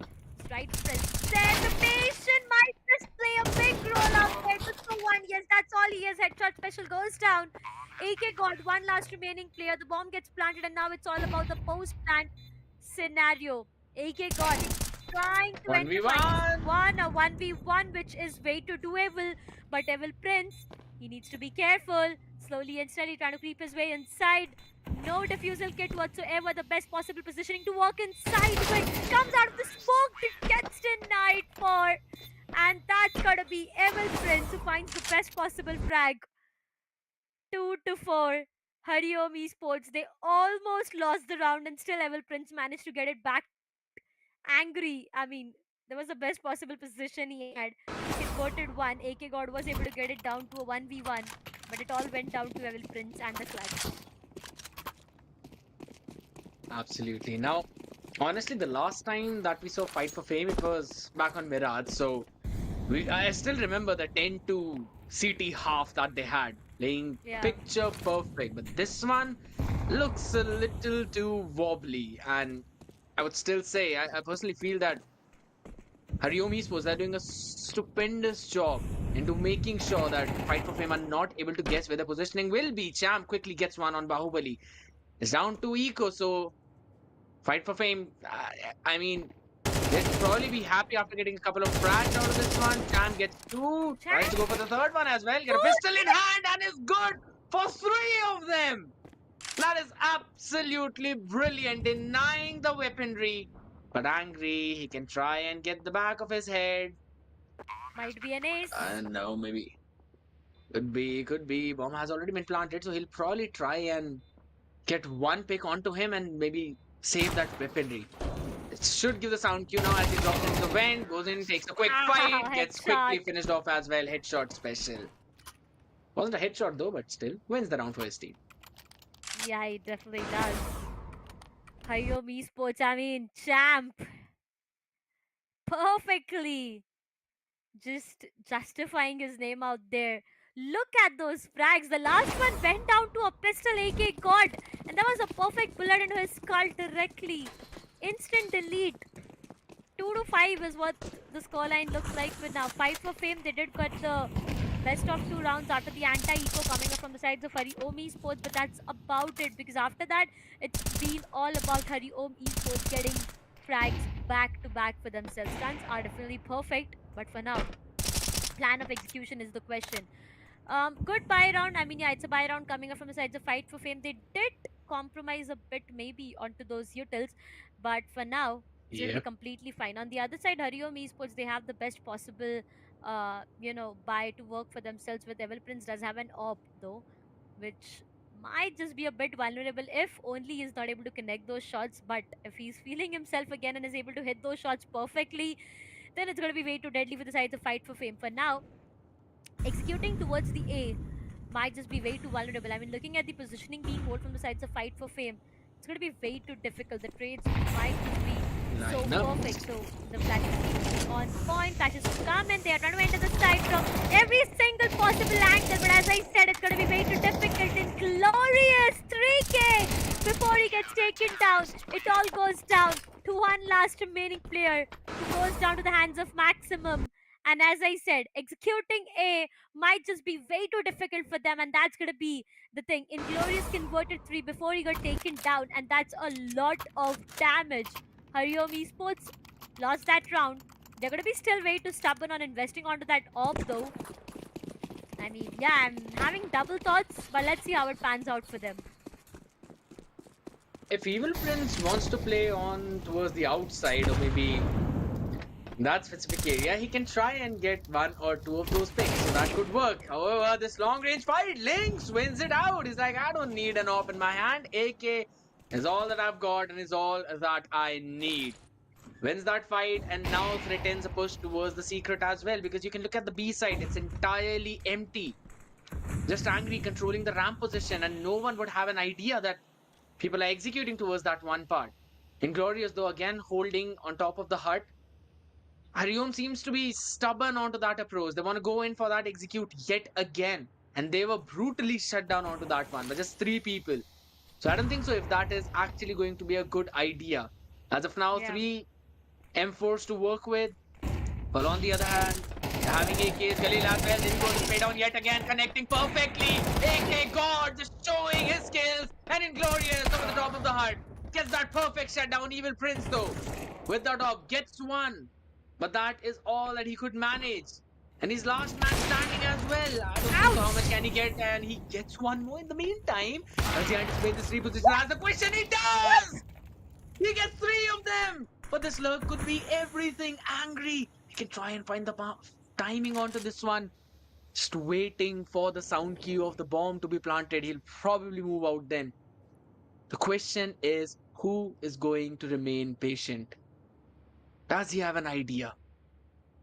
Since the He noise needs to has be been cut careful. entirely, No. it could also be he's holding the perfect angle. He read it perfectly and wins the round for his team. But my goodness, the amount of damage that Evil Prince was able to do, that was superb. Evil Prince just justified on why is he so stubborn with that op for himself, no matter if he's on the T or the CT side. Would have been a clutch. There were high probability chances of this round being a clutch. Only if you'd have got a chance to maybe go in for a plant and then might just for Eagles. the post plant if he got to start things off, get the best possible frag onto Evil Prince, and that op is going to hurt him a lot. Headshot special goes down. Not a good buy round for the sides of Hariom Esports for now. Economically, a very weak round coming up. Bahubali gets taken down, coming up from the sides of Lynx, and that's a perfect shot onto him. Maximum can actually go down as well. I mean, he's just surviving on 69 of health, but they got the best possible positioning.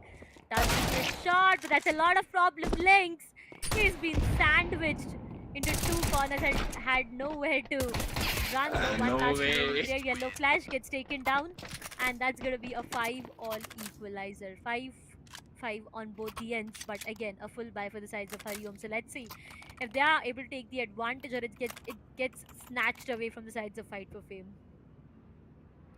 Finally, they're finding their footing onto the CT side. We know that this is where they have been super strong, and Hariom with their attacking, just breaking this defense apart time after time.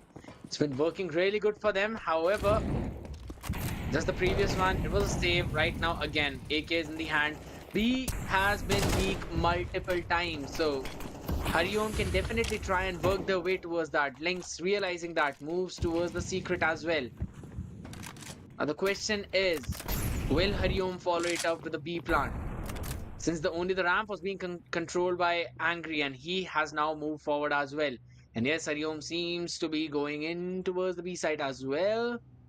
Not a stacked one. They also have the numbers advantage, so there should be a pretty decent plant unless Angry can get into a cheeky off angle and hurt the heads of 2 or 3 of those people. AK God has made his way now with the orb. That's Lynx winning out against Angry. Orb shot does not connect. Evil Prince in the meantime, maximum has been shut down, so he's also getting activated, and that orb is good for second. AK God finally with that second shot gets Lynx out of the picture, but the bomb has been planted. They need to go for the retake. Ray is not pretty, but gets the job done, and Glorious winning it against Evil Prince. Down to a 2v2. Orb is not the best weapon for the retake, and Stamp just tells us the reason why. Span through the smoke, and Glorious needs to go for another reposition through the vents. He's decided to go in for an entire save round, secures the AK, and will now move backwards towards the spawn. So a solid round from Hariom Esports. Working their way out perfectly this time, and I've been mentioning it time and time again, right? That B side is weak. It has been super weak. Finally, True. Hariom realizing that, abusing that fact, and getting the plant down as well. That's going to be true. Hariom Esports. Good round. And the lead being snatched away from the sides of Fight for Fame. It's not just about the lead. For now, economically, this might just be the last full buy round that they have for themselves. On the other side, if I talk about Hariom Esports, a small disconnection. Yeah, I feel that's going to be headshot special. But either ways, we'll be back in the match very soon. But right now, I haven't seen, honestly, right now when I notice the sides of headshot special is down with 3 kills and 7 deaths on his name. I haven't seen this man being the one who's not having the most amount of kills in his team, because every single time you see him, you'll see him on top.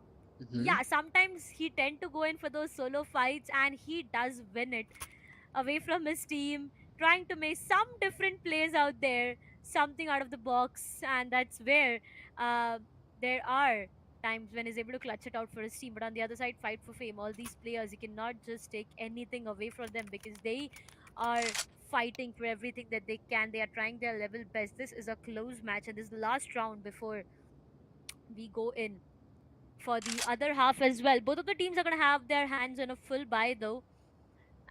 So yeah, again, a lead which might just come in the favors of Hariom Esports or an equalizing half. Now it completely depends upon what's going to be the case for now. But here we are. Wait is it's going to be really early. I mean, yeah, we're going to head towards the match very quick though. Fight for Yep. Fame, an equalizer. Will that be the case is the question. Once again, I don't see the sides of Evil Prince going in for an op. But on the other side, is there any op being invested? No is what the answer is. Any Nope. single player.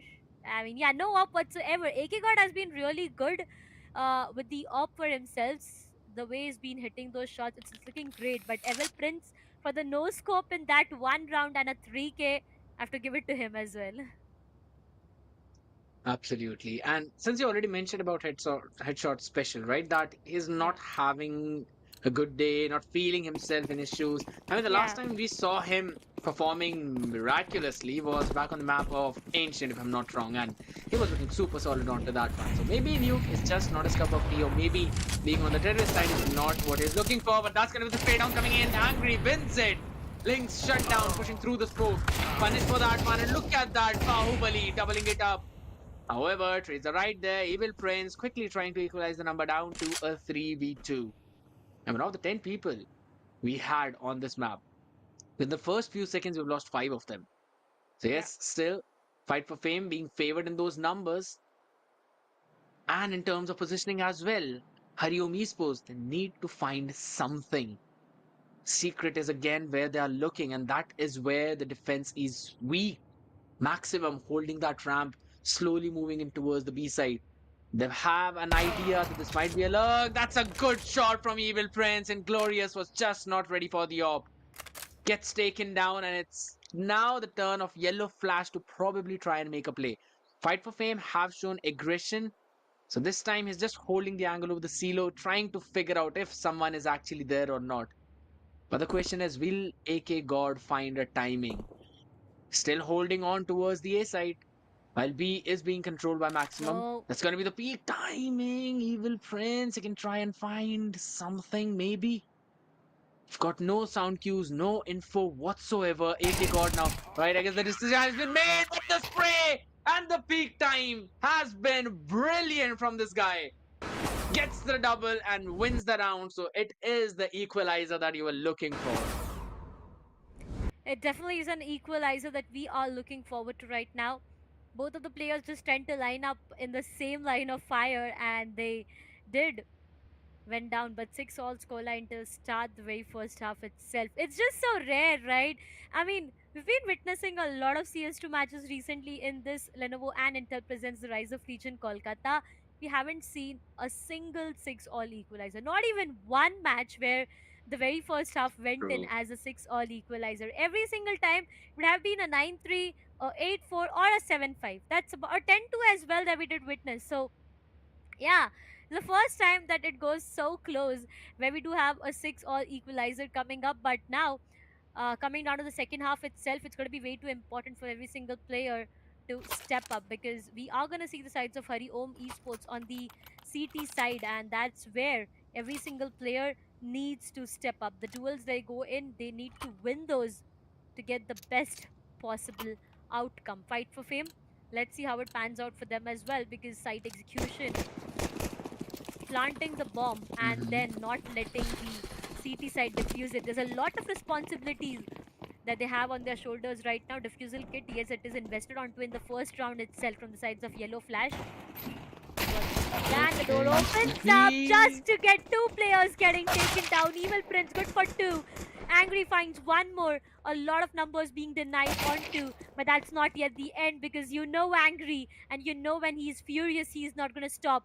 Doubles it up for himself.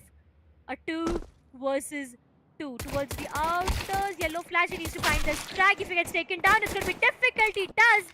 All the responsibilities right now lies on the shoulders of Headshot Special. Now, he's not able to feel himself today, and we had a word onto that already, but it's his time to shine. If he's able to clutch this 1v2, he's going to justify every single thing. The bomb gets planted towards the B side, slowly and slowly trying to make his way inside. Angry is right present there, did not anticipate him in the close counters, gets taken down. And finally, a round that rolls in for the sides of Fight for Fame. I mean, Evil Prince to start things off possibly got the best numbers for his team, but it just did not work in their favor. Yellow Flash going down as well tend to make it the worst, and that's where Fight for Fame got the best possible round. Indeed, right. It was the pistol, right? So now we probably know it's going to be another save. Hariom only on those pistols back again, saving their creds. Fight for fame. It was a pretty quick round in the previous one. However, wait, what? Maximum taken down quickly. Angry Yeah. trying to equalize the numbers, but every rifle lost is going to hurt them the so much. That's going to be another fight. And it's been won by AK God. So they've got the control of the A side entirely. Bombs being planted. No defuse kit, just last two members remaining. How much damage can they do? Already taken out two rifles. Can he take the third? The answer is no. A couple of AKs being carried forward, an SMG to work with, fight for fame. A very decent anti-eco round coming in from them. Yep. Looking in this bonus, they are actually looking for the investment as well. So things are going to be problematic for Hariom probably. It's a full gun round, and Yeah. if they don't win this one, you know that lead is just going to double up. It's gonna hurt them. I mean, come on. Looking at the economy that they have to maintain onto, it's them almost broke. So they need to be really careful with this round, because if they do not win this, they are gonna give the double digits directly to the sides of Fight for Fame, which is not gonna be a good sign. Execution.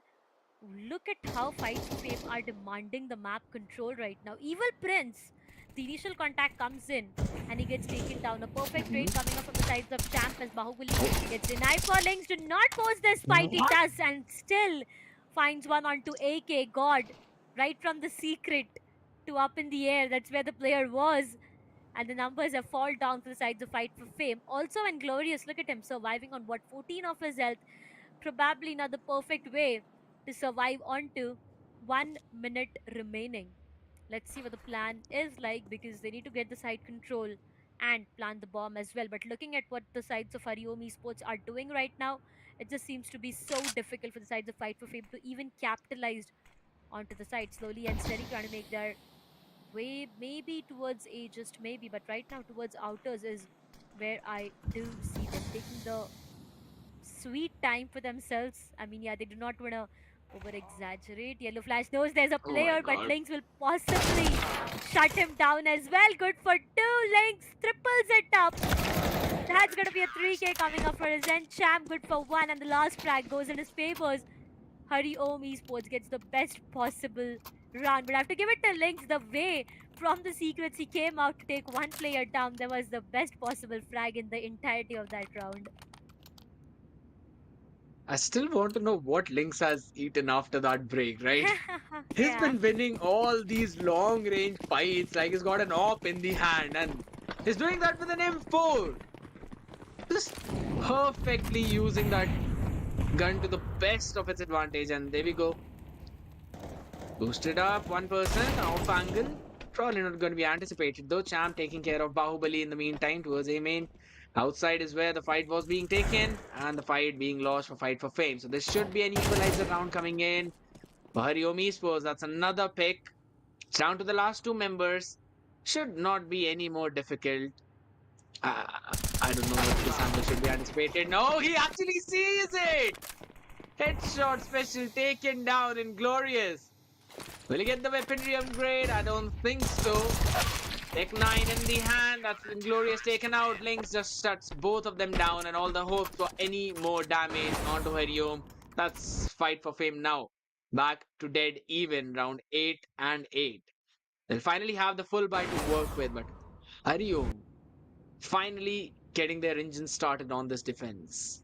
Yeah, they are getting rounds back to back for themselves, but I'm scared for the sides of headshot special right now because the way he's been missing on to those shots, the way he's been missing on to those duels that he needs to win, it might just be difficult for the entirety of the team because at the end of the day, if they lose on to headshot special, they are going to lose one important player, right? So they need to be careful.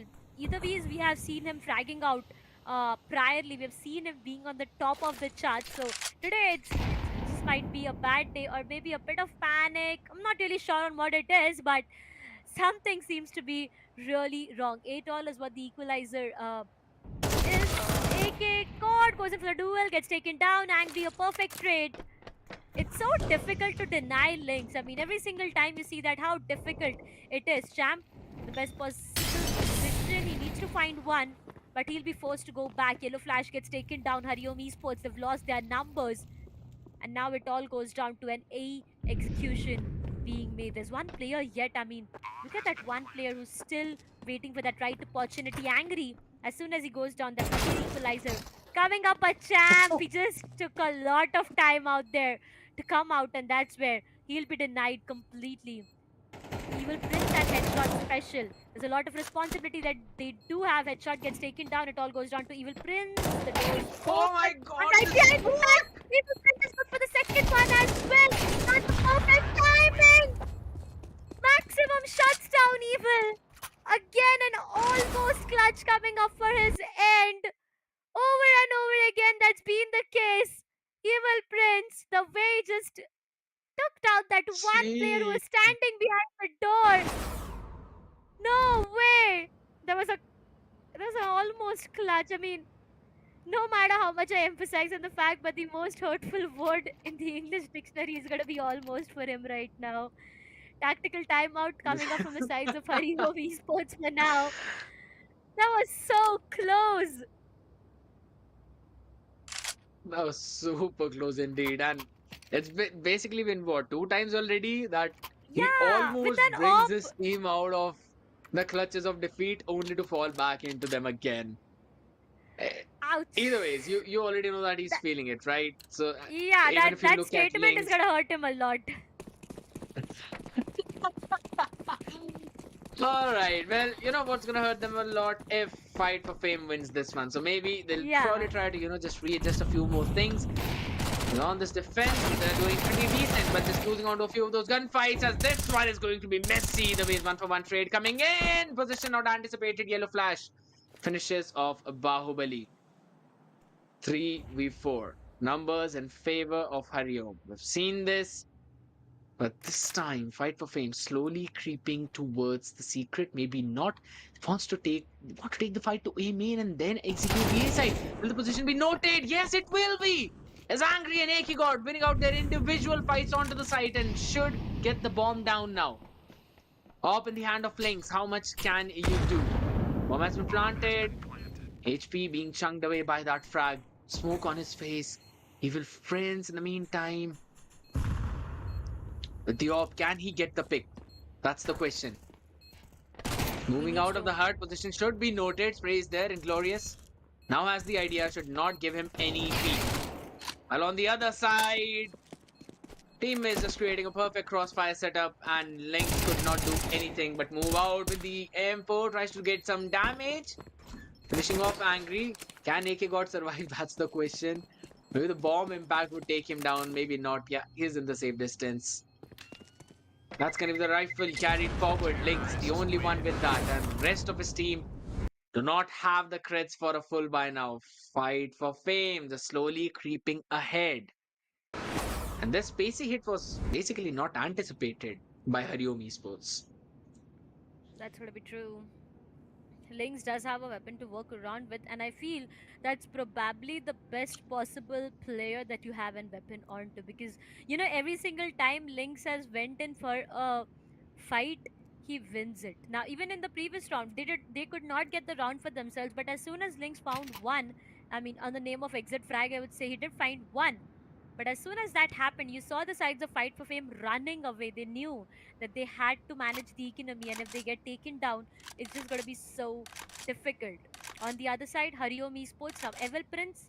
I feel if he goes and gets a op for himself in the CT side, that would actually help the sides of Hariom Esports to have more of an advantage, right? Because with an op for yourself, you can actually go in and block one angle completely, which is a great advantage. So if the sides of Hariom Esports are able to do that, that's going to be good and well for them, because the difference is about 2 rounds right now. The second timeout being activated, you know how important it is for the sides of Hariom Esports. Might just be an 11th one. Lynx falls down this time. He's not able to win those aim fights. I mean, he possibly did not even get a chance to fight for it. Evil Prince good for 1 maximum. The head falls down directly. And now it's going to be a hit coming up. Bahubali sleeping inside the side. Inglorious and Bahubali, they team up to shut down 2 more players. It all goes down to Evil Prince and Yellow Flash, probably known as a deadly duo. But for now, Yellow Flash good for 1. Might be the second one as well. Yes, he does find it. A 1v2. It's doable until and unless it is Yellow Flash, because I've seen this player clutch. Seen this player pull off miracles for his team. But the execution, that one player is making his way towards the other side. Yellow Flash, he needs to clutch it out. They've rotated entirely towards the A side. They did not want to force it whatsoever. No defusal kits, so he needs to make it way too quick. What will he do? Save or force this fight?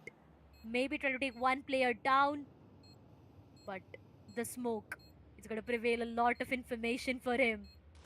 That's where the problem arises.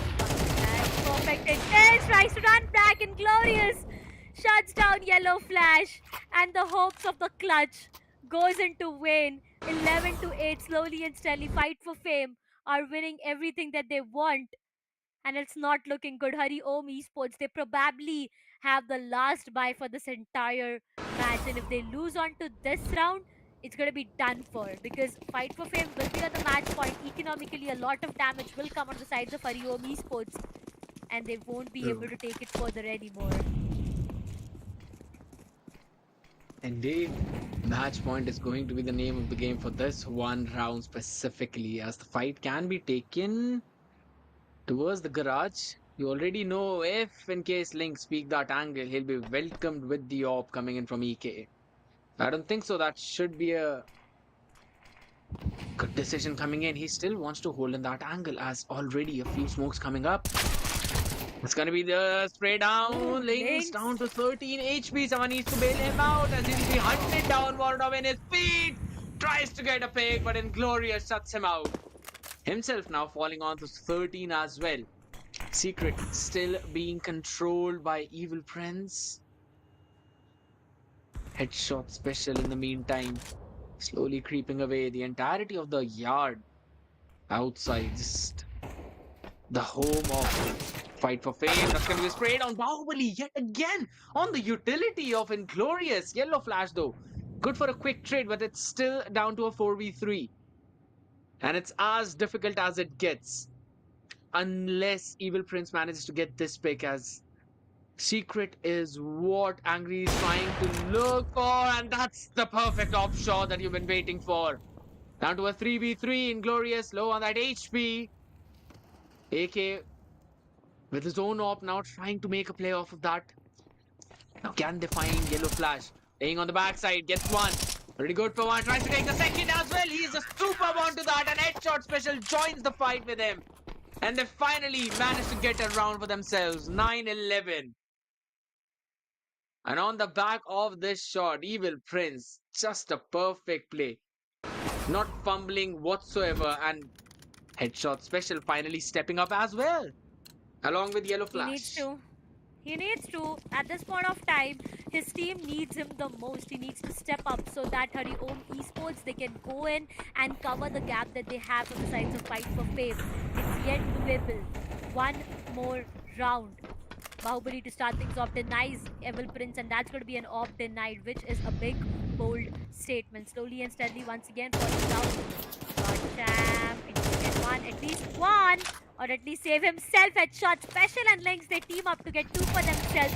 The frag grenade will be really good, maybe for one. That's going to be Lynx who finds one. AK God with a perfect trade. Still, the numbers lies in the favors of the sides of Hariom Esports for now.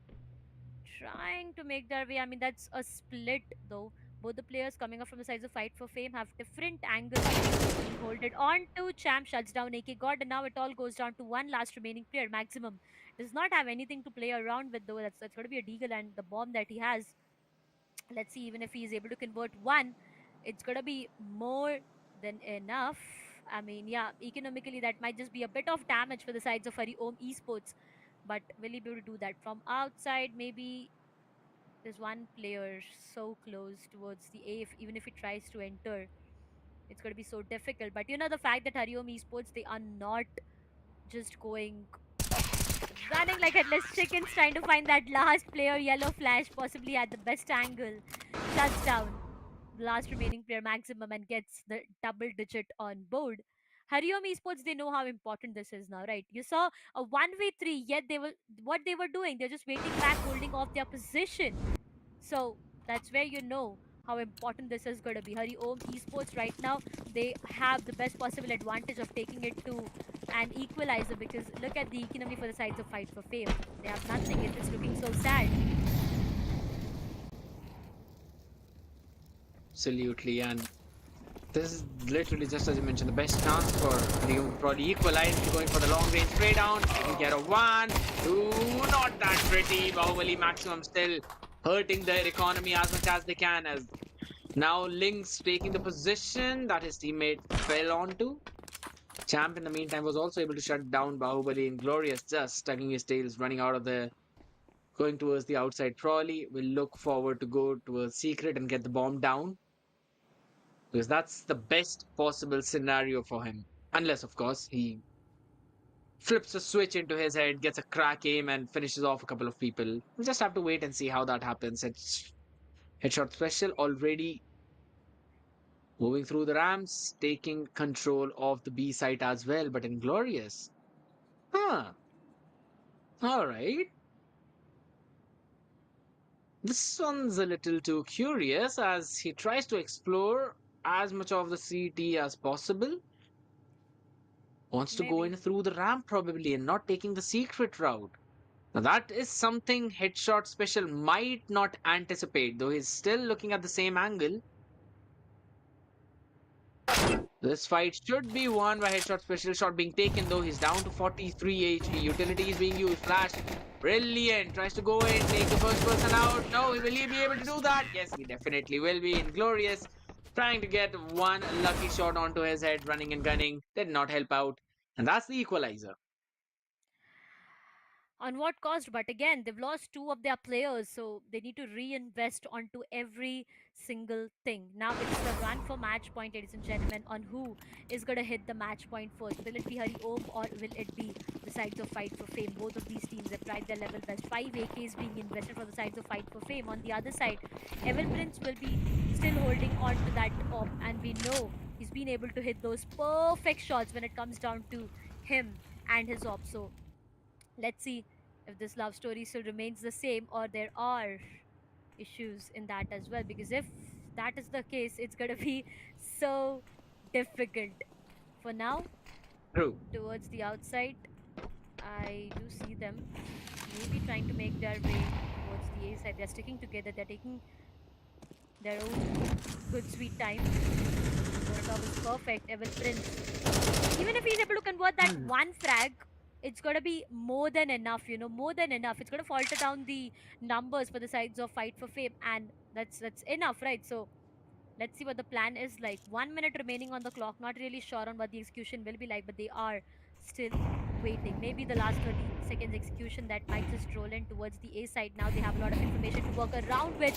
They need to win those duels. The aim duels, the aim fights, what I'm talking about. Devil Prince finds the best one onto Inglorious to get taken down. Angry. Link perfect for Bahubali, but that's a perfect trade from both of the ends. Yellow Flash. He's so stubborn onto that position towards the A site itself, the A bomb side, and now it all goes down to Angry and AK God. Every single time you see that, Yellow Flash will be holding that one position towards the A bomb site, and he's able to convert those frags over and over again. Two remaining players, Angry and AK God. Well, Angry goes down, AK God still remaining, finds a perfect trade and takes the revenge for his teammate, but the job is not yet done. Last 9 seconds now. They know where they are. He's been held up from both of the side. Needs to go in, at least take one down. Could not do anything as headshot special shuts him down. Almost about to hit the double digits for him. But that's the match point coming up for the sides of Hariom Esports, ladies and gentlemen. Finally, after rough rounds, wobbly rounds here and there, they are able to hit the 12 for themselves. Definitely, things have been looking pretty shaky for their side. However, Fight for Fame. Khalil's to work with. AK. Can they make this happen? The terrorist side was looking super impeccable. They've been, working out around those maps perfectly, making sure that they're not letting Hariom realize what's actually happening and where the hit is going to be. Again, looking to make that smoke wall to move towards Secret. No one above CeeLo. Proof, yes, but not CeeLo. So Evil Prince not gonna find anything towards that side. We've seen multiple players standing onto that side. We'll talk about that later. There's already the angle anticipated, and AK God gets the head, takes Lynx down right away. Gets control of the B side now at least. Opening the double door, that was almost a shot again. Headshot specialist. Could not get that one headshot, so he still needs to find that one special bullet that's going to penetrate through those skulls. Goes in, throws that frag out, and yes, he's good for one. At least AK God finished off. Using Bugle perfectly again. The peak coming in. He's down to 73 HP. Inglorious finding Champ in the meantime on the other side. Evil Prince with the pistol in hand. Catches Inglorious lurking. Not ready, but this time Evil Prince was just super ready for this one. And it's down to maximum. Galil in hand. How much can you do? You can try and win this one fight, maybe.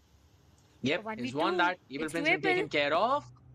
It definitely is, but the question is, where is he going to go now? Into the winds, probably wants to take the stairs. What's going to be the timing? He actually goes in. Yellow Flash in the meantime. Looking for the exact same angle, and that is a perfect Molotov, denying that space to him. He's got to take the long route now, and the bomb is down. They need to play together. It's going to be so difficult. A 1v2 situation is what is awaited onto, and even if it goes down to a 1v1, it's going to be next to impossible. They know where he is right now. Headshot special finally finding the best possible frag to end it all. Ladies and gentlemen, it's gonna be the 13th one and the match in the favors of Hariom Esports 13 to 11. One more match that we have witnessed so close to end it all here. I mean, come on, it was 1v2 that we were talking about, and it was so doable. If at all it went down to a 1 versus 1, but at the end of the day, Absolutely. it goes down to Hariom Esports winning in the best possible way. And I do hear a lot of things in my headphones right now. I know you do at the same time, and that's the reason I see you smiling. But yeah, sad for audience that you cannot hear what we are hearing right now. But yeah, to give it to Very Hariom true. Esports once again, I mean, that's the best possible way to end this map of Nuke. And again, a close match that we did True. witness. Just as I mentioned, we're probably going to witness another close match, and that is Yeah, exactly what happened. Now, again, since we've been talking about the way teams have been going for those attacking halves, right? You can clearly see that they try to go in towards those B side plays once or twice. Mostly, they just yeah, stick around the map trying to find the picks, maybe towards the squeaky, maybe near the hut. But what I personally feel is that maybe they can try and go in for a yeah. few more lineups towards the top hut to try and bail out a person from there. But let's quickly have a look at the highlights as well as to how things went down. Starting away from the pistol round, you already saw that Hariom, they were ready to make a statement. We saw them getting the first two rounds. Yes, we can clearly see how quickly Fight for Fame were just fighting for that equalizer. And I remember that I saw the first half timeline. So I saw the first two rounds going in for Hariom, then the next two for Fight for Fame, and then the Yeah. next three for Hariom, and followed up by next three rounds for Fight for Fame. And then it was divided one each by first Hariom and then Fight for Fame. So we was continuously seeing those equalizers, right? And it was just so brilliant to look at because when you have a look at it and you realize what actually is going around the map, what was going around those fights, you can clearly see, yes, sometimes you see a few things being a little bit too shaky, but most of the times you just realize that players playing on those off angles, playing on the positions where it was not anticipated is what has been working out for them. Just look at that. You would not anticipate Cham just, sitting into that one corner and also pulling out the pistol, getting the head of AK God. I believe it was a 3K in that situation. That's going to be true. This match has been a roller coaster ride for not just you, me, for Hariom, or for Fight for Fame, but for the audience out there as well. Sometimes highs, sometimes lows. The 360 turns every single time got us on our nerves, but it was an amazing match to witness. Now, this round where Evil Prince was almost about to clutch it, there was one more round in the second half where he was almost about to clutch it. I hope he hates the word almost after this match, but it was so close every single time. One last remaining player, and that's where the tables did tend to turn. But again, one more highlight about this match is going to be a 6-all equalizer, right? Because I haven't seen a 6-all equalizer in this entirety of the tournament. Hmm. Honestly, in the past 3 days, no 6-all equalizers whatsoever. So both of these teams, True. they did give a very strong competition to each other. But yeah, with a lot of sadness, I have to say that it's going to be the side the Fight for Fame saying us a goodbye for their journey in the Lenovo and Intel presents the Rise of Legion Kolkata, because this is a best of one series, right? And it was a do or die either ways. That is true. Now, there have been some nasty shots coming in from Evil Prince, right? You were seeing all four of the members stepping up from Hariom. It was just headshot special who needed to, get his footings and be like, all right, now it's time for me to get a few frags as well, find a few picks here and there. And he did that on the back of his Yeah, teammates, the way they were basically carrying him, trying their level best. I could see Headshot trying for those picks, but just was not lucky enough where those bullets could basically land onto those heads. So was having a rough start, but I just feel that all's well that ends well. So Hariom, yeah, yes, they were behind, they were trailing, but the way they were able to get those probably five straight rounds after that, everything just ended up being super perfect for them. The utility usage as well from Headshot Special. I mean, I definitely need to learn that. And Evil yeah. Prince with those op shots was just nasty around those corners. Eventually came down to a 12-11, then went 13-11. Was super close as well, even till that last fight. And I loved the fake that came in from both Hariom as well as Fight for Fame. Really love to see that. They were basically, going in for those fake executes multiple times.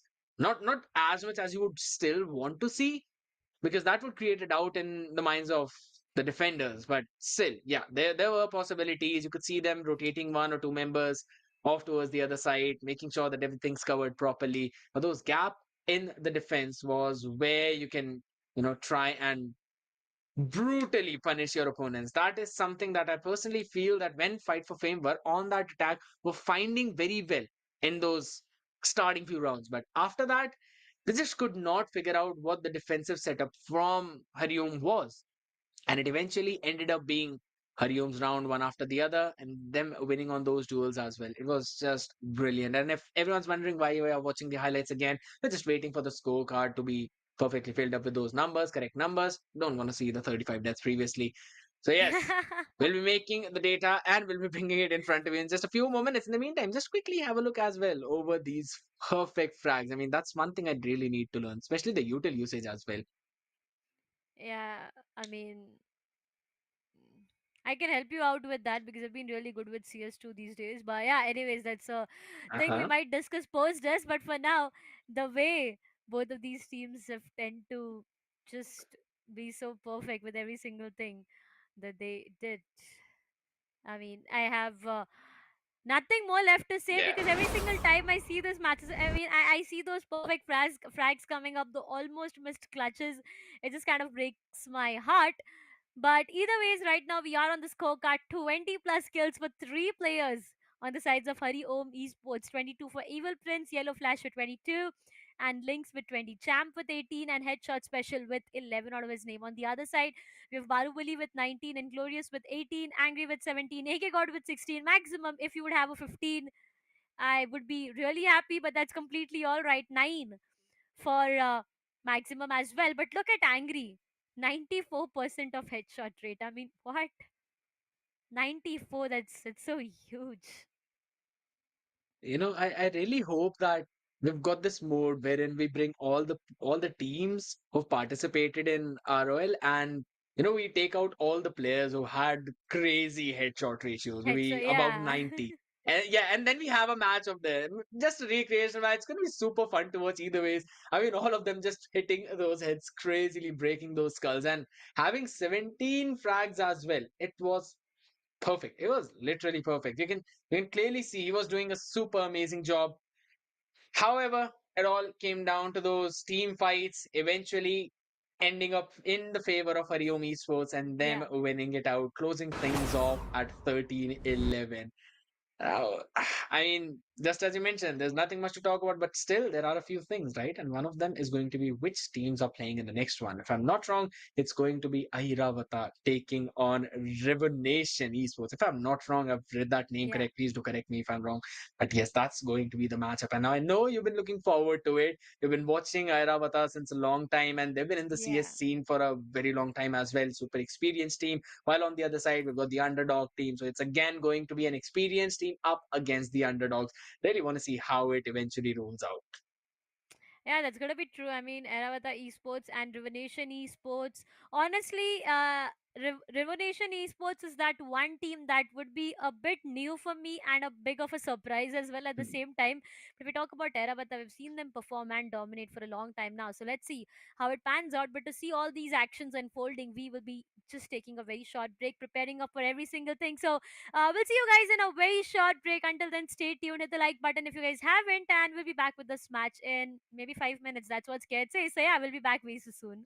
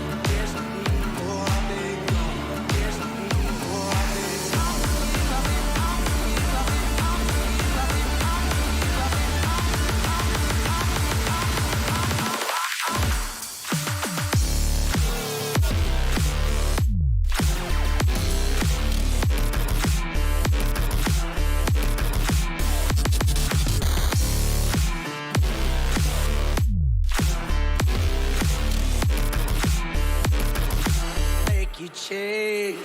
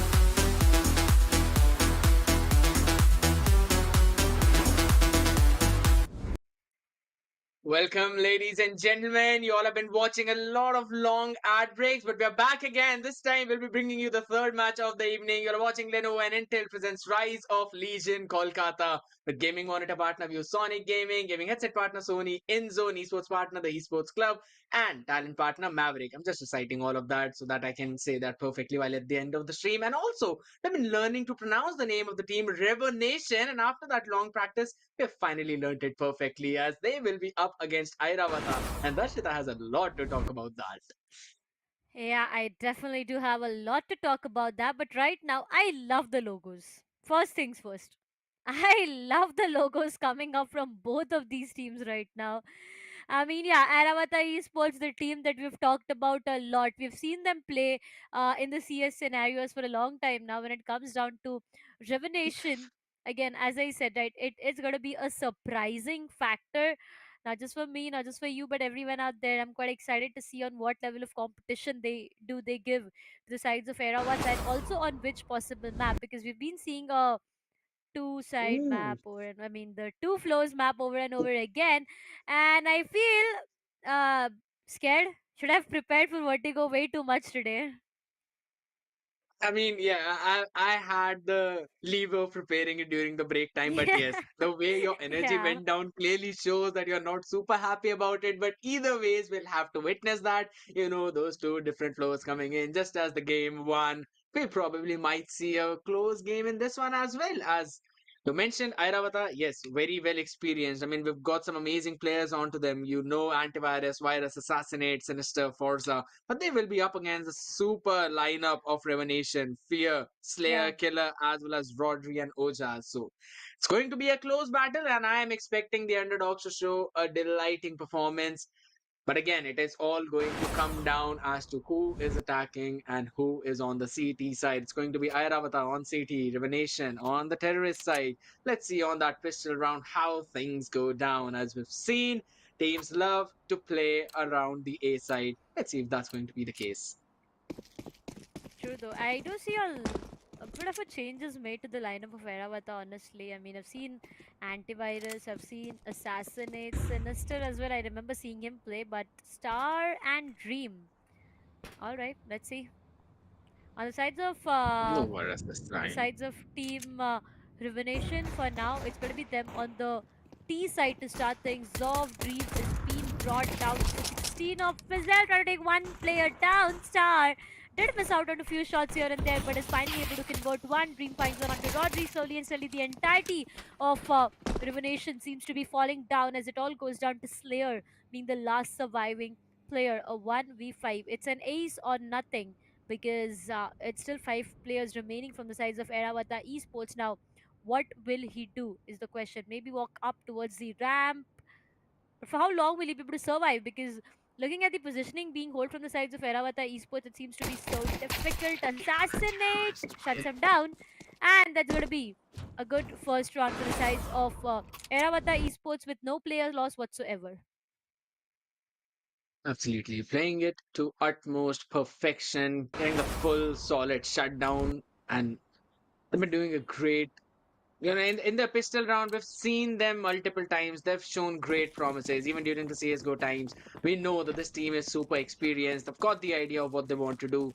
So yes, moving into CS2, that's showing promising results onto that one. However, this one seems to be a pretty quick hit. Revenation now looking to try and aggress towards the round. Molly blocking their way, and so will Assassinate as he tries to take them down one after the other. Good for one. Wants to take the fight even further as gets two. Tries to get the pistol out. Oh, Jazz shuts him down. Antivirus following him up, as well as in death as Killer. Will be able to get that trade in. Down to a 3v2. This anti-eco it's looking a little shaky. Star now holding the angle behind the boxes. Just going for a jump peek. Maybe get a lucky shot onto the head. Not lucky enough. Killer and Star. Killer and Ojaz, though, will be staying alive. Star not getting that pick. And they've basically called in for a rotation. But you already know that Airavata are the ones who will rotate onto the side faster than them as the cat is now being controlled by Sinister. Util Throne will give them the cue. He will go and take him down. He anticipates the position of the second one. Answer is no. He'll be shut down right away, Ojaz, but only to fall by the hands of Dream. As it's going to be the second round for Airavata, but this was expensive. Yeah, it was definitely expensive for the sides of Ayavata Esports right now. They've lost on to three of their players, and now will they reinvest or maybe stick back to D-Girls to get the best of the third round for themselves is yet a question. But looking at how it has started, it feels like the sides of Ayavata Esports right now, they are way too confident. They do have invested onto a AWP for the sides of Dream. That's interesting. On the other side, a full AK buy coming up from the sides of River Nation. Now, this is a full buy round and few of the players do not have a good economy after this round. I mean, only if they lose out of this round, it's going to be them with no economy whatsoever. No economy. So it's going to be really difficult. But once again, to start things off, it's going to be antivirus with the best possible frag to falter down the numbers Hmm. coming up for the sides of Re-wonation. And now look at them. It's so sad once again because they have lost an important player. Rodriguez goes down. And it all goes down to the four remaining players. The op is also an advantage coming up for the sides of Eravata Esports towards the mid. Maybe no, not for now.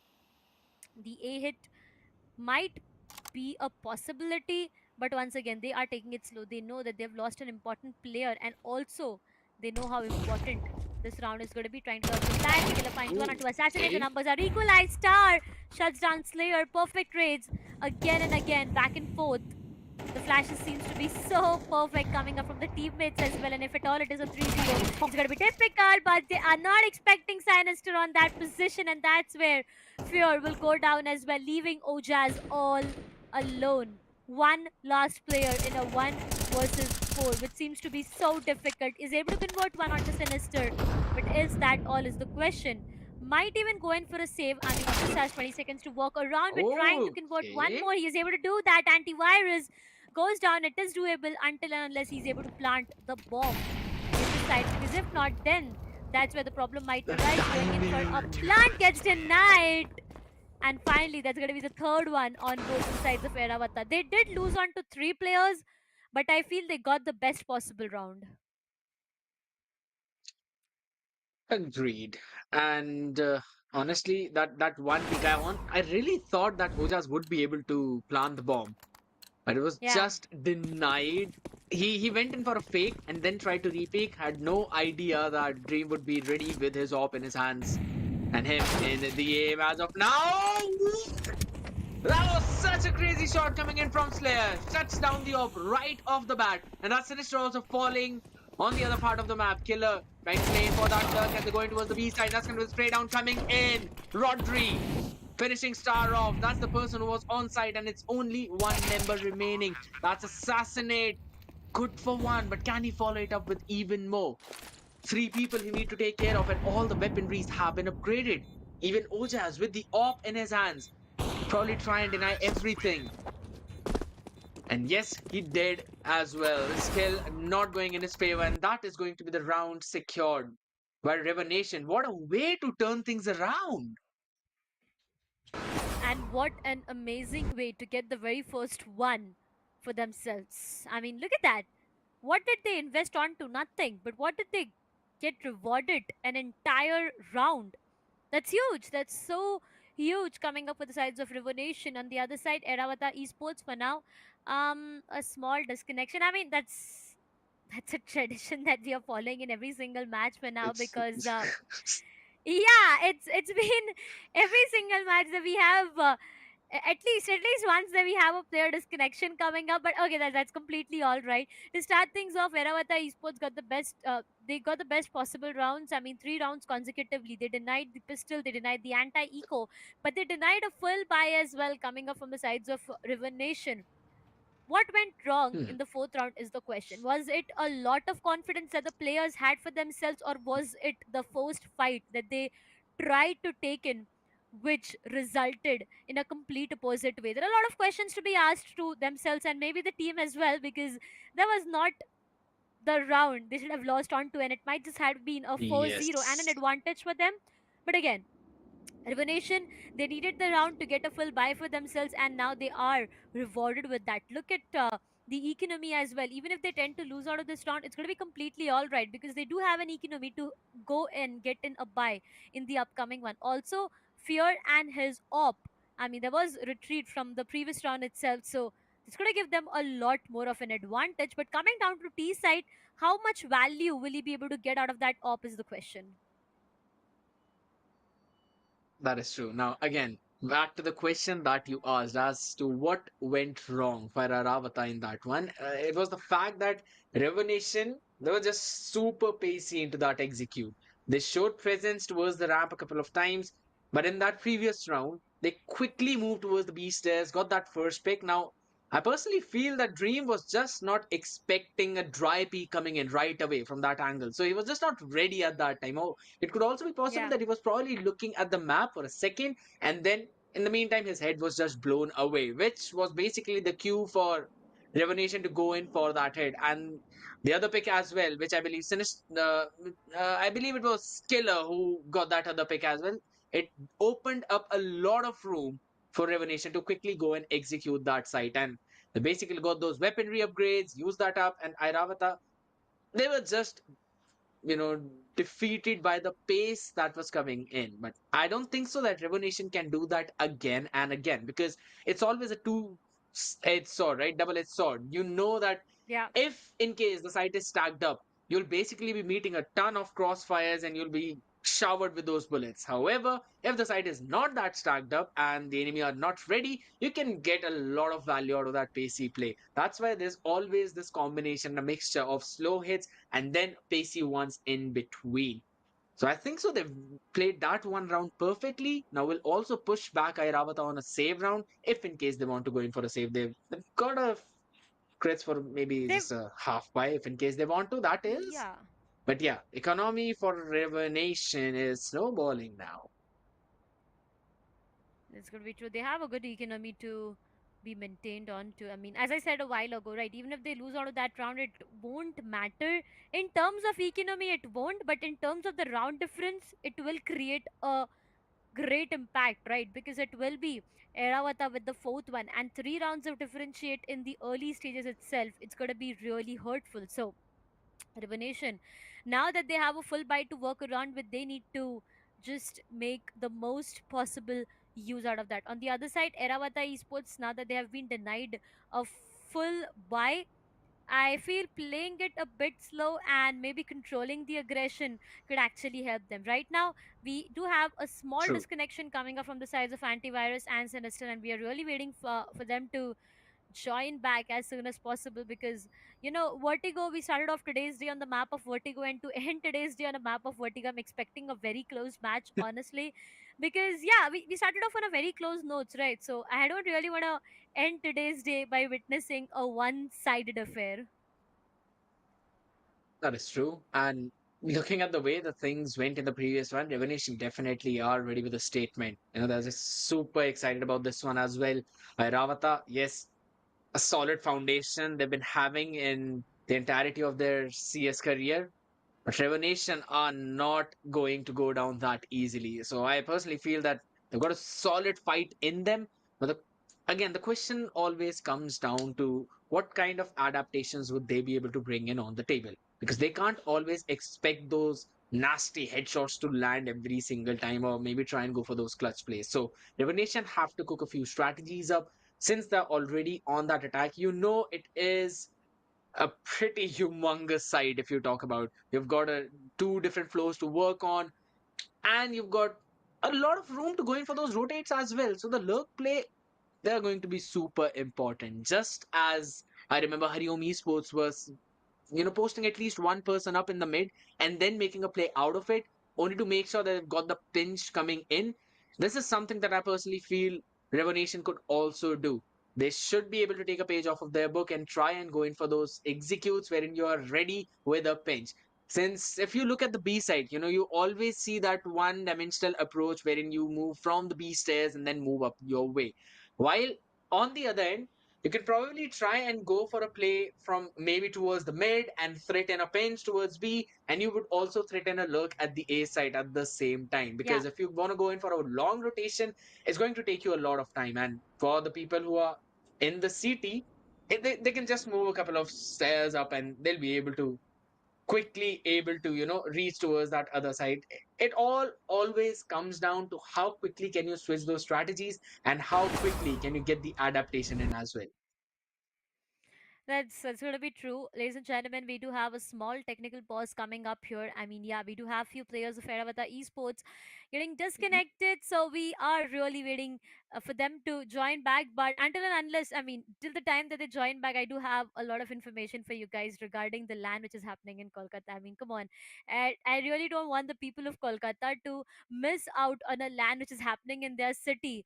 And also the fact that it is a CS2 LAN that we are talking about right now. It's just so new. True. The players are trying to adapt to CS2 right now, and we already have a LAN happening right in Kolkata. I mean, I have to give it to all our sponsors, Lenovo and Intel, also a gaming monitor partner, ViewSonic Gaming, headset partner, Sony and Zone, esports partner, the Esports Club, and talent partner, Maverick, because without them, this wouldn't have been possible. So, yeah, the people of Kolkata, are you really excited for the LAN which is happening at your city? Because if not, then you are going to miss out onto a lot. Meet and greets, fun tournaments, a day to experience what it feels like to be present on a LAN with so much happening around you. Semi-finals, grand finals of CS2, other tournaments all around, meet and greet Absolutely. sessions, and also you'll be having the insights on what is going to happen next. So if you are in Kolkata and you're going to miss out onto this is a huge loss. Also, insider information, the tickets are free. You just need to go into the description, check out the link which is Absolutely. present in the description to get the free tickets for yourself. Absolutely. I mean, who does not want to witness a LAN event, right? You are I in want Pune, to. I I am so in want Gurgaon, to. so yeah, we just can't go there I as of know, now. right? Not that rich to get that flight tickets, but still, I would love to do join in on those LAN events if in case it's anywhere near my city. But it's going to be super fun, honestly. So all the people who are down in Kolkata, just get your tickets already and be super ready to join in that event because. Again, these teams are also fighting for the exact same thing, right? You know, the top four teams Yeah. will move to that LAN, and everyone in that top four will get a chunk of that prize pool. So this round of 16 and then the next round of 8, it's going to be super competitive, just as we've been seeing already. We've seen some dominating games coming in, but now, I mean, Yeah. every game is basically just going into a 13-11, and it's the first day of round of 16. We're only having the first few matches. We'll also be having many more, and on the upcoming days as well, you'll see round of 8 as well. So just be super ready about that, guys, and make sure to join in the LAN event and at Kolkata because it's not going to be just CS. There will be other games as well. There will be other tournaments, on-site tournaments. You can participate in them directly, and it's going to be absolutely free. And who knows, you'll be winning a chunk of the prize pool. That's something that always is going to be there. So make sure to join in. And in the meantime, we're just making sure that the players are getting ready and honestly, I've been, having some thoughts about how we're going to move forward now. But for now, we'll be taking a short break, guys. So that's going to be the way Yeah. forward. We'll be right back in just a few minutes. Make sure to stay tuned.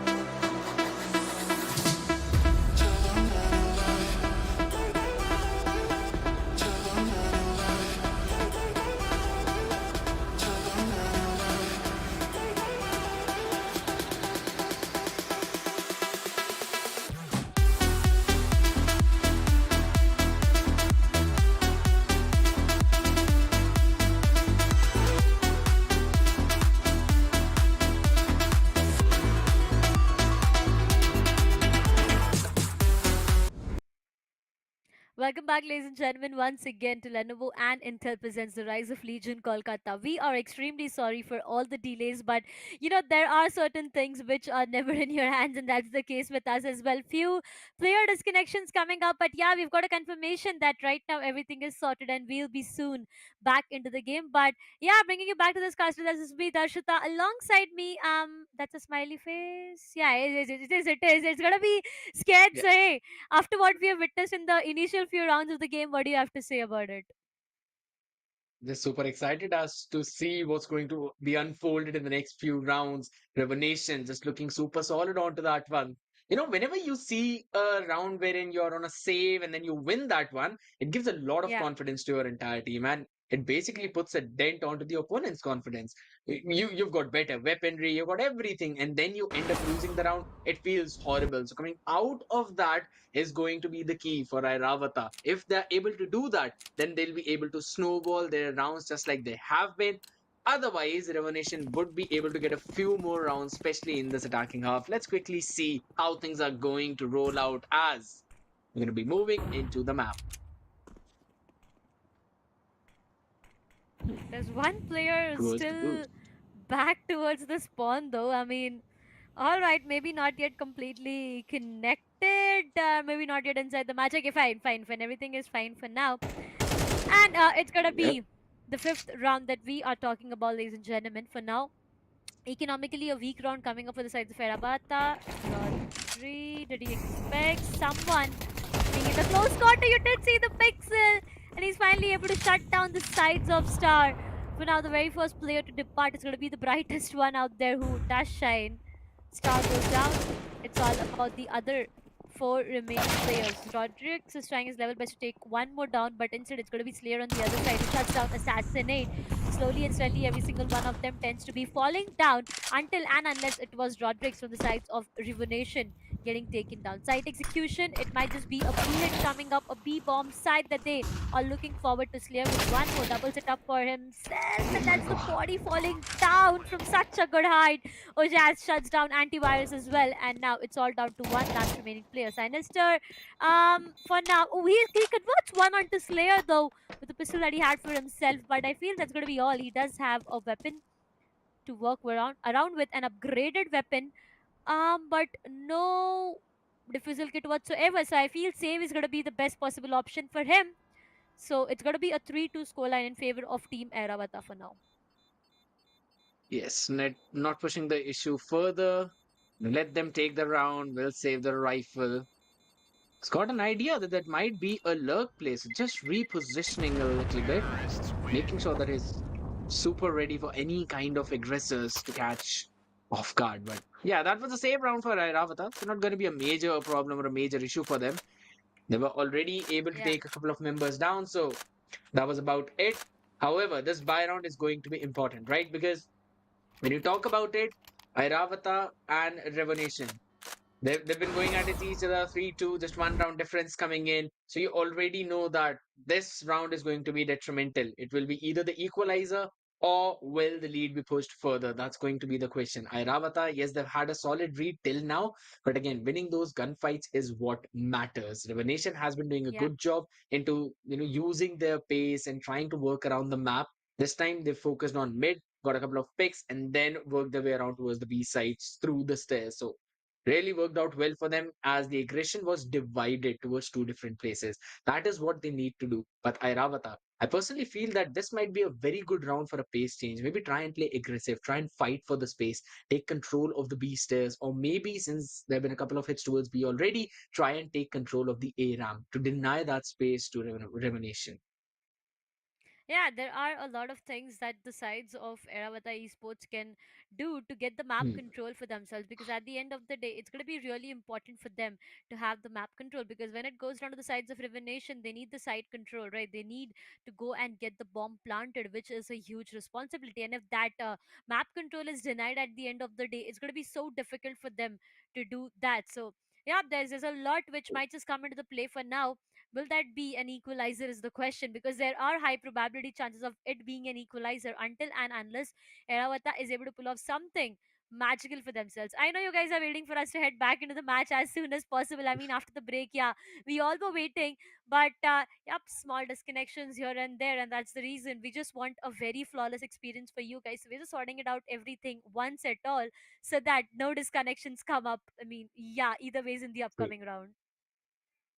Absolutely. And we're already talking about the disconnects. You know that one man advantage is going to be super important. Now, we've Yeah. had the queue. We'll be back in the game within the next 2 or 3 minutes. So make sure to just stay tuned in the meantime and click that like button on towards the stream, right? Click on the subscribe as well and hit the bell notification because we'll be coming online for the next few days. So you'll get the notification to join that because it's round of 16 right now. We'll be moving to the round of 8 and then we will figure out who the top four are going to be. We'll be qualifying for the LAN in Kolkata. We've been talking about the LAN event as well. Super Yeah. fun to join. Make sure to join in and say hi to your favorite streamers, maybe all the people, your players, or everyone who you've been looking up to and participate in some fun events. Now, talking about fun, this match is going pretty fun.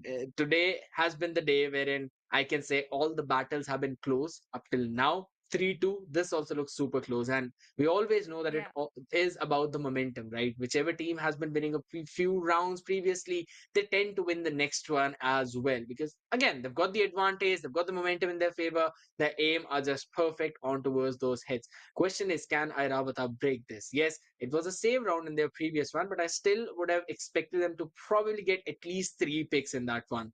And then maybe transition it to something else if possible. Otherwise, then just go for a save, just like we saw in the previous round. But Yeah. again, when it comes to this one gun round, just as you mentioned, it's going to be detrimental because they have to win this one. They've got to keep the lead for themselves. And if they don't, they'll be pushed down to another save, which will basically help Revolution to extend their lead further, equalize and then take the lead and maybe extend it further if that's literally just feeling it. As for the rotation that goes, you already know that CT rotation are very fast, they are very quick. But I personally feel that they should try and take control of those lower floors because that will help them to go for some lurk plays. That will always have a threatening backstab possibility, which Revolution would have to watch out for. So I'm just expecting some addition of these kinds of things into the probably CT position that Airavata are in. Yeah. We do expect a lot coming up from both of these teams at this point of time. I mean, come on. Whenever we talk True. about the round of 16, round of 8, or round of 4, I mean, the semifinals or any team, it's all down to the filters that we've already done right now. When we started off, it was an open for all, right? Every team wanted to play could have registered themselves in the tournament. So you never know on what True. experience the team has or what experience they do not have. But when it goes down to the filtration, I guess only the teams that are on top right now do have a great experience and an amazing play can make it from further here on. So there's going to be a lot of expectations that come into the play from us, from their fans, maybe from the players who do see them live right now. But again, at the end of the day, it's just going to be about that one single team, because going down from CSGO to CS2, there's a lot of difference. When we talked about CSGO, it would have been around total 30 rounds into play, 15 both halves, and then 16 to win. And there was a lot, right, to talk about. But now True. when it goes down to CS2, it's all about those 12 half and then the 13 as a win. So yeah, sometimes it does break my heart because I remember casting an overtime match back when it was CS:GO with 55, 56 rounds in total, and there was a complete different time, Yeah. right? It went down to 30 total rounds to be played as the first second half, and then it all went down to 6 rounds of overtime. The team to get four wins it, and if it at all it is an equalizer from both of the ends, it would have went to overtime, to overtime, to overtime, and it was such fun, match to witness. I mean, yeah, obviously tiring, but at the same time, so fun to witness. But now, when it goes down to CS2, the opportunities are quite less, and the teams need to grab in as many rounds as they can, because at the end of the day, 7-5, True. 8-4, 9-3, 10-2, these all are the probable first half that we can keep talking about. Yeah, that is true. And again, those first halves important, but when you talk about the overtime, I mean, they are mind blowing, mind boggling every Yeah. single time you think about that. It always comes down to who is adjusting a little more than your opponent. So it's super fun to watch. Yes, tiring, just as you mentioned, but it gets intriguing with every round. You want to find out who is going to win this one. And at some time, I just feel that overtime should go for as long as possible. I mean, I just enjoy both of the teams winning it, all those fights, those 50-50 transitions that you always go with, Yeah. taking it on each other. It's super fun to watch those insane clutches. The one who keeps their cool is the one who gets a victory for his team. Now that is something I believe most of these teams follow. They try to keep calm, they try to make sure to maintain their cool, and even if it's a 1v2, 1v3, they don't rush up into a situation. You always have to think logically, you have to think perfectly in Yeah. order to get the perfect step, and in order to get the perfect result that you desire. You have to take one step at a time, and that is something these teams are well versed at, especially Airavata, right? Because through the experience they Yeah. have been through all of these moments, and it's basically like it should be a cakewalk for them, but it never actually is it? That's gonna be so true. I mean, honestly, I call the game of CS as a game of momentum, because once there's a momentum shift True. happening, or once there's a momentum switch happening, you never know what happens next. Because if you remember the map, the very first match of Hariom Esports that we Mhm. witnessed, it was a 10-2 half that we Right. were talking about. And after that, the momentum shift came in, which hit the sides of Hariom so bad that it was the other teams who did try their level best to get it to an equalizer. And somewhere down the line, we were really scared for the fact that Hariom might lose the round even after having an eight round True. advantage, right? So that's the only reason that I keep calling this entire game as a game of momentum, because even one single timeout can just turn the tables around. So you need to be careful, even if it is a 1v3. Now you remember Evel Prince, right, in the back, in the previous match itself, two clutches that he almost had for himself. So yeah, it's a Almost. magical game at the exactly, it's a magical game at the end of the day. You cannot just predict on what can go down, because I mean, you are pretty confident. For example, it's a 1v3, you have the numbers, you have a good weaponry, but what if the player who is in front of you hits three perfect deagle shots in your skulls directly? That's gonna hurt, right? Losing onto a 1v3 with having best possible weaponry and still going down to a deagle. I mean, yeah, that's just a hypothetical situation that we are talking about right now. But over and over again, we've seen magics happening, and these players, they do have that potential of doing something magical, right? So yeah, that's the reason every single thing, every single step that you take in this game needs to be like way too careful. All magicians out there. I mean, I'm hoping that Yeah. someone is also fixing the things at the back end so that we can jump into the game just as quickly as possible. Yeah. I know everyone's been waiting, and I really thank you all for your patience. I mean, in terms of thanking you, you know that we got to thank our sponsors as well. So might as well just give them one more shout out. The Sony Gaming for the gaming monitor partner, and again Sony InZone as they were the gaming headset partner. Esports Club, esports partner, and Maverick will be the talent partner. So thank you so much, all of you, for coming out and making ROL possible. Even Lenovo and Intel, they're the title sponsors after all. So they've Yeah. got one of the big hands out there. And looking at how things have been unfolding and how Rise of Legion have been growing, I really love the fact that we're seeing the growth of CS2 as well, because this is probably the first Yeah. CS2 tournament that we are witnessing, and we are even casting in that one. And you already are seeing so many plays coming in from these teams, so many adjustments. Yes, there are a few things that they need to brush up, maybe a few molly lineups that don't always work out perfectly, but still, it is Yeah. something that they adapt on the go. They learn on the way, and learning on the way is exactly the thing that we've been doing all along, right? We've been learning right through our Yeah. childhood till now, and even right now, if I'm sitting here at the desk, I am learning in through all the feedbacks that I'm getting, and that is something these players have been going on for a long time with. So that they've got some cracked aim. Yes, everything is absolutely on point, but whenever it comes down to those adjustments, it just becomes super important for them to keep their cool heads. As right now, finally, we'll be jumping in the game as well, guys. It's going to be the sixth round of the game. Airavata on the CT side, Re-wonation on the terrorist. Let's see who gets the win.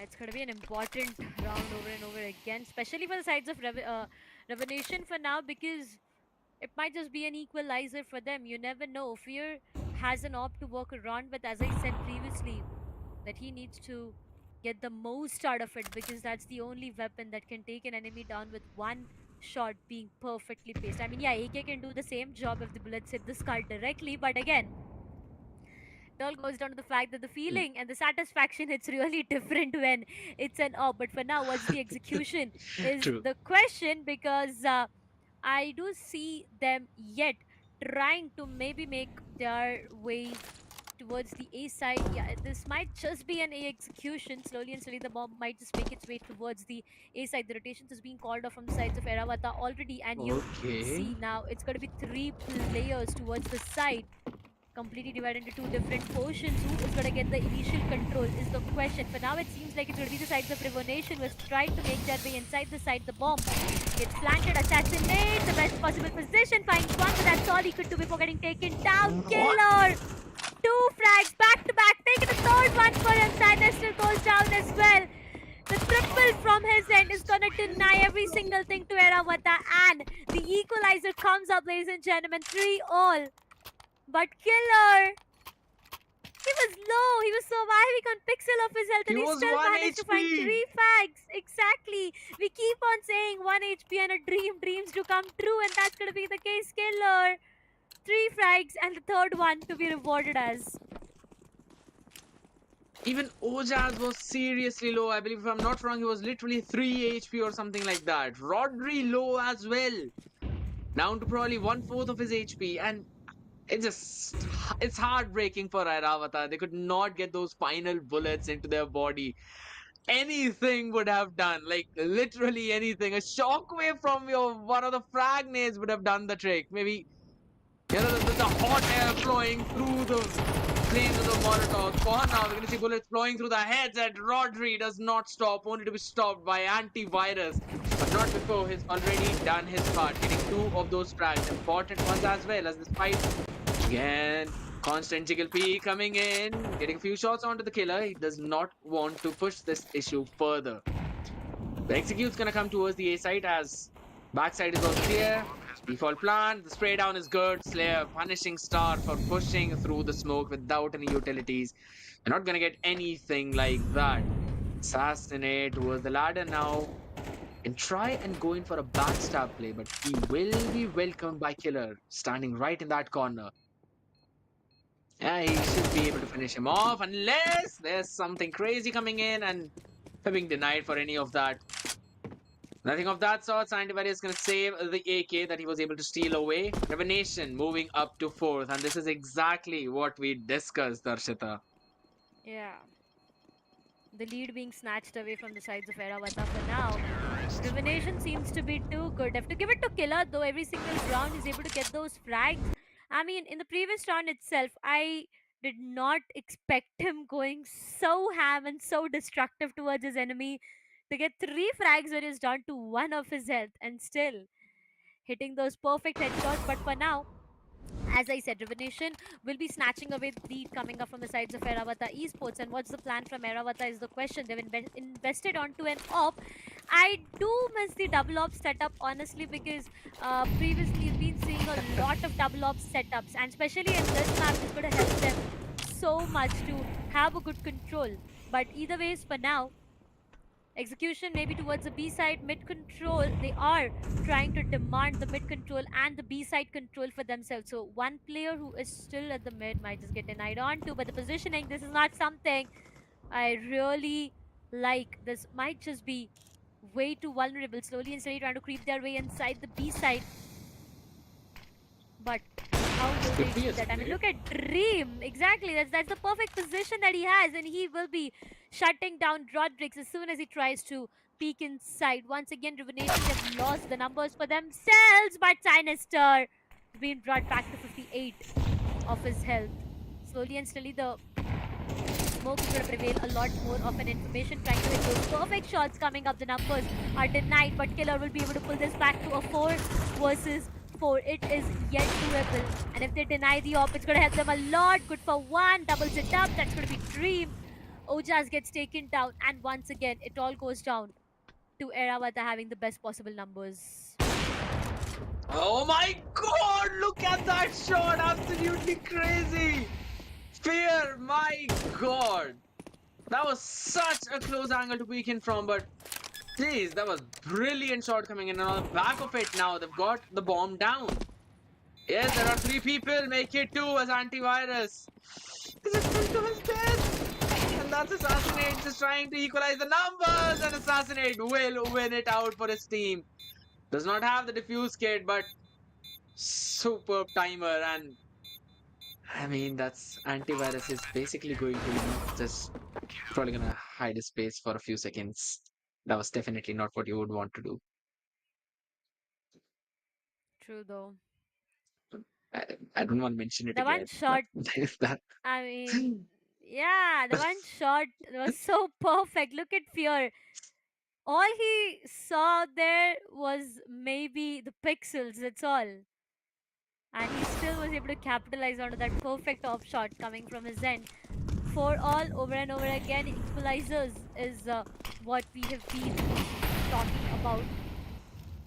But if I talk about the size of Revolution and their plans for now, they're taking it really slow. I mean, they are not going in for fast executions or direct site executions. They are trying to play on flag, Sinister. That's a very close angle. Do they see him? They What? do! Sinister gets Right. taken down. Not in the best possible way. And that's going to hurt him a lot. So is the case with Slayer as Assassinate shuts him down and does anticipate him being way too close. But still, the numbers are in the favors of Eravata yet. And they can take back the lead. That's the sides of Revenation snatched away for them. Straight up. Again. Slowed down. A execution. Yes, that might just be the case. They are trying to, just walk in inside the site and get the plant done as well, because they need to plant the bomb as well. It's just 40 seconds that they have. The flashes are perfect. Assassinate can actually stop everything happening around, but there's a lot of flashes, smokes, and frag grenades being dumped right on his face. So Jazz finds one onto antivirus, and that's going to be Assassinate done for. But right behind the back, Dream will be present. They're trying to take one down, gets Killer done for. A 2v2, 25 seconds remaining on the clock. They need to go in for that plant. Dream, a bit of a boost that he has for himself. The bomb gets planted, and now it's all about the post-plant scenario, scared. Star needs to make a play whatsoever. Dream does not have the HP, and Star gets jumped down to almost the same amount as the rise of his. Gets the pistol out as well. Needs to win this fight. Is denied that. Oh, Jazz. Winning the round for his team with a great risk coming in. Re-wonation not giving the lead to Airavata whatsoever, stealing it away from them, and as well as their credits. because now they've got a full buy and the op to work with.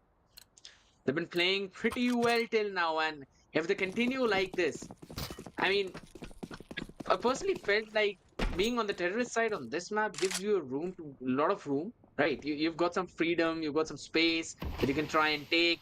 You can abuse the fact that you've got ton of utilities, but for now, it's going to be a 1-for-1 trade coming in. Antivirus shuts there down right away, and a force by already coming in from Airavata whatsoever. Now, Re-wonation would have the idea that yes, it's a force by 3 MP9s and M4. It could be deadly, it could be lethal for them. Have to be careful around the corner. Fear. It's clearing all those close ones. Not leaving any corner. That's basically the name of the game, and that's what they're doing. However, this execute seems to be going towards the B side. It's not stacked, but antivirus is just more than sufficient for them. Two of them wants to go for the third one. Gets the third on the back of the flash coming in from Star. That leaves only Fear alive.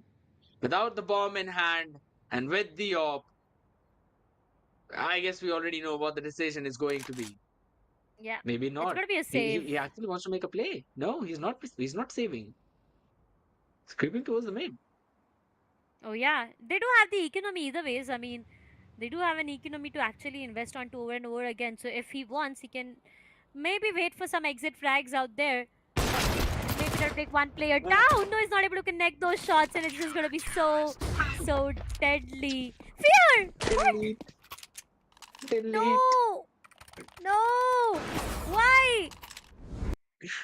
He tend to just go and run away for his life, tried to save his life, but little did he knew that he's just gonna jump off to his own death. And that's If where Fear antivirus gets can do taken it, down. I can do one better. I mean, no, that's not the best possible way to get taken down out there. But, well, alright, it is what it is. Sinister being the very first one to get taken down, coming up from Slayer. A perfect trade comes up from the sides of Assassinate as Ojaz goes down. Once again, a lot of aggression coming from the sides of Airavata Esports. They are going to demand a lot more of a control, and look where they are already. I mean, they just seem to be so aggressive, trying to take all those frags. Fear finds the best one onto Assassinate out there. But the job is not yet done. Airavata does not have the numbers for themselves. Start. Oh, that's going to be him with one, maybe two. Yes, the third one, no. That's where he gets taken down. Alright. A 2v2 equalizer. That's where he's brought his team on to, but Slayer and Fear, look at those perfect shots landing onto the skull of their enemies. Once again. The ball right now is just rolling into anyone's courtyard. And the sixth one goes for the sides of Re-wonation Esports. I really wouldn't be in shock if we end this up with a 6-all scoreline again. Could be I mean, possible. yeah, the buy you does not mentioned that seem to we've be only really seen good. it once. Yeah, that is true. That is true. I mean, a broken buy, that is true. However, still they've got a few M4s to work with. Bringing the farmers as well. I think so they've got decent enough buy. Imagine if Reem is actually able to land a few shots onto the pistol that he has. Let's see how it works out and how it pans out, because they're on the defense. Getting the correct side stacked up is going to be the name of the game. Not many utilities though, only a couple of flashbangs and a smoke to work with now. Most of them used up, while on the other side, we've got a tank full of those utils. You know your side's gonna be bombarded with those nades, and the flashes will be in your face. Fear quickly getting the first one, antivirus taken care of, and that's one M4 down already. Things looking problematic for Airavata. Do they anticipate this position? Look, yeah, they do, and Star wins the trade out as well. Fear's been finished off right away. But Star's basically down to 11 HP now. The smoke's gonna come in. That's gonna be another shot connecting Star, standing strong on that elimination, providing the advantage to his team that he needs. And in the meantime, Dream and Sinister holding on to their side. This is probably going to be a 6-6. It is a 6-6 half. Both these teams just not ready to give it up whatsoever.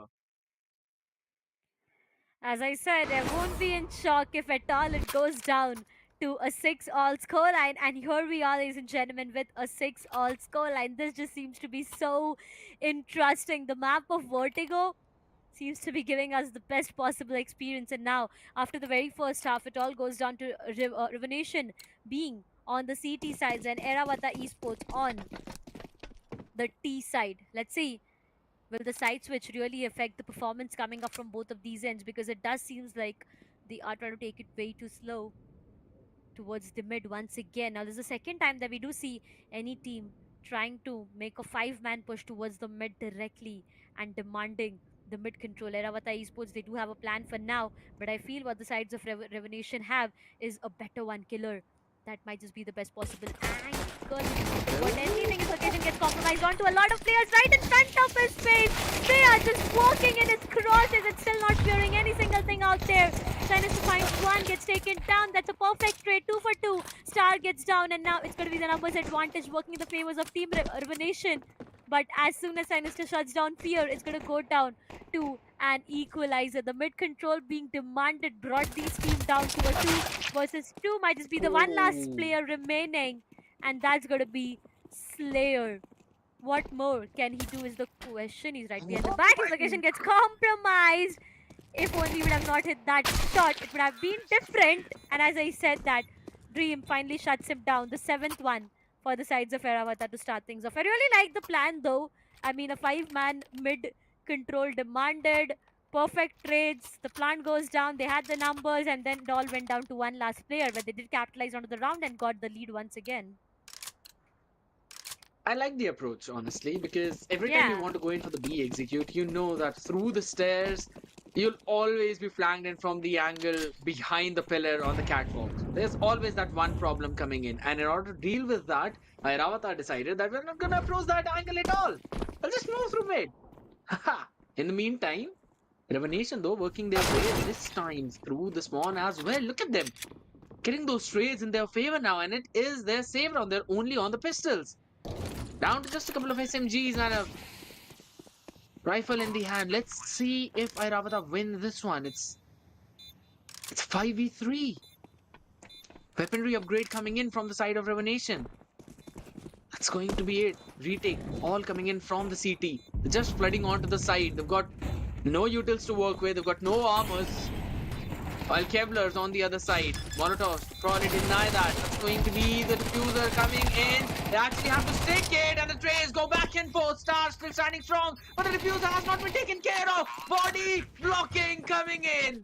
And just like that, the finish of everyone in Airavata, and Revenation coming back, making a statement. What a crazy play, pushing everyone back down to the stairs and just taking them out one after the other. What is this with today's day? I mean, I don't know, but it seems to be so interesting over and over again.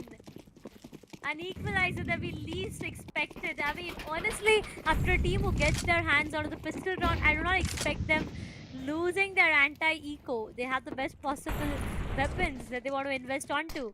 But look at Eravata and their buy. I mean, alright, that's gonna be interesting of them investing onto a lot. But so is the case with Revolution, so this just can be anyone's round though. Sinister to start things off, shuts down Roderick Spear. Oh no, he's not able to connect that shot. Might be the second one. No, 2 shots not connected onto, and now that they know that there's one player with an op once again trying to peek him, trying to deny that angle. But you know that's the best possible position to be onto right now. Even if someone tries to walk inside, it's gonna be done for, and that's just so deadly. Look at Eravata. They have nowhere to go but Killer. Who was that position to be onto gets denied, and now it all goes down to 3 remaining players. The execution seems to be fastly pushing towards the B side, getting the B control and getting the bomb planted, but little do they know, Ujas is right present inside the site. One frag even would be more than enough, but that's going to go in the favors of Antivirus for now. Good for 2. One last remaining player, that's going to be Fear. The op denied onto, retrieved as well.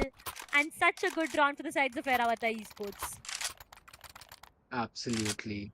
Playing it to utmost perfection. Going in with a slow paced hit. Making sure they've made some attention towards the A site and then rotating towards the B as soon as they realize that there's an op in play there. Not pushing the issue further, and that was just crazy. Dodging all the off shots. I mean, fair to Jord, yes, you've got the Bill of Day in your name, but your aim is basically like the direction sense of Zoro. Not working out really well for you. However, I still feel that out of those four shots, he was still able to hit that one. Now, he's holding a very tight angle, right? Very close angle.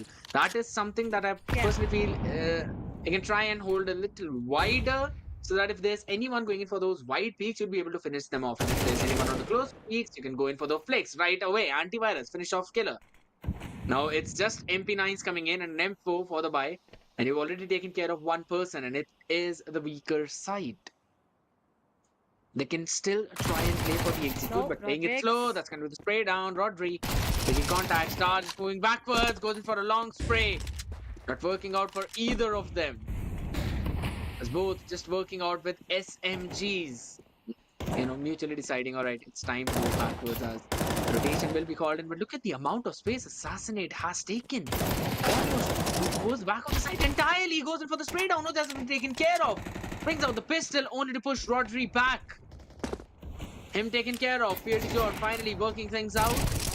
However, the execute is coming in on towards B. Slayer needs to hold the angle. Cannot hold it in front of a frag grenade. And that is going to be the bomb planted. Yeah, that's definitely going to be the bomb planted. It's all about the post plant right now. A 3 versus 1. My bad. Rodriguez gets taken down, and now it all goes down to Fear. Lot of fears though, because it's going to be 3 players right in front of him. He does have a diffusal kit to work around with. That's going to cut off the timing of diffusal, but will he be allowed is the question, because looking at the op placement is just so difficult to even go in near the bomb. Dreams finally shuts him down.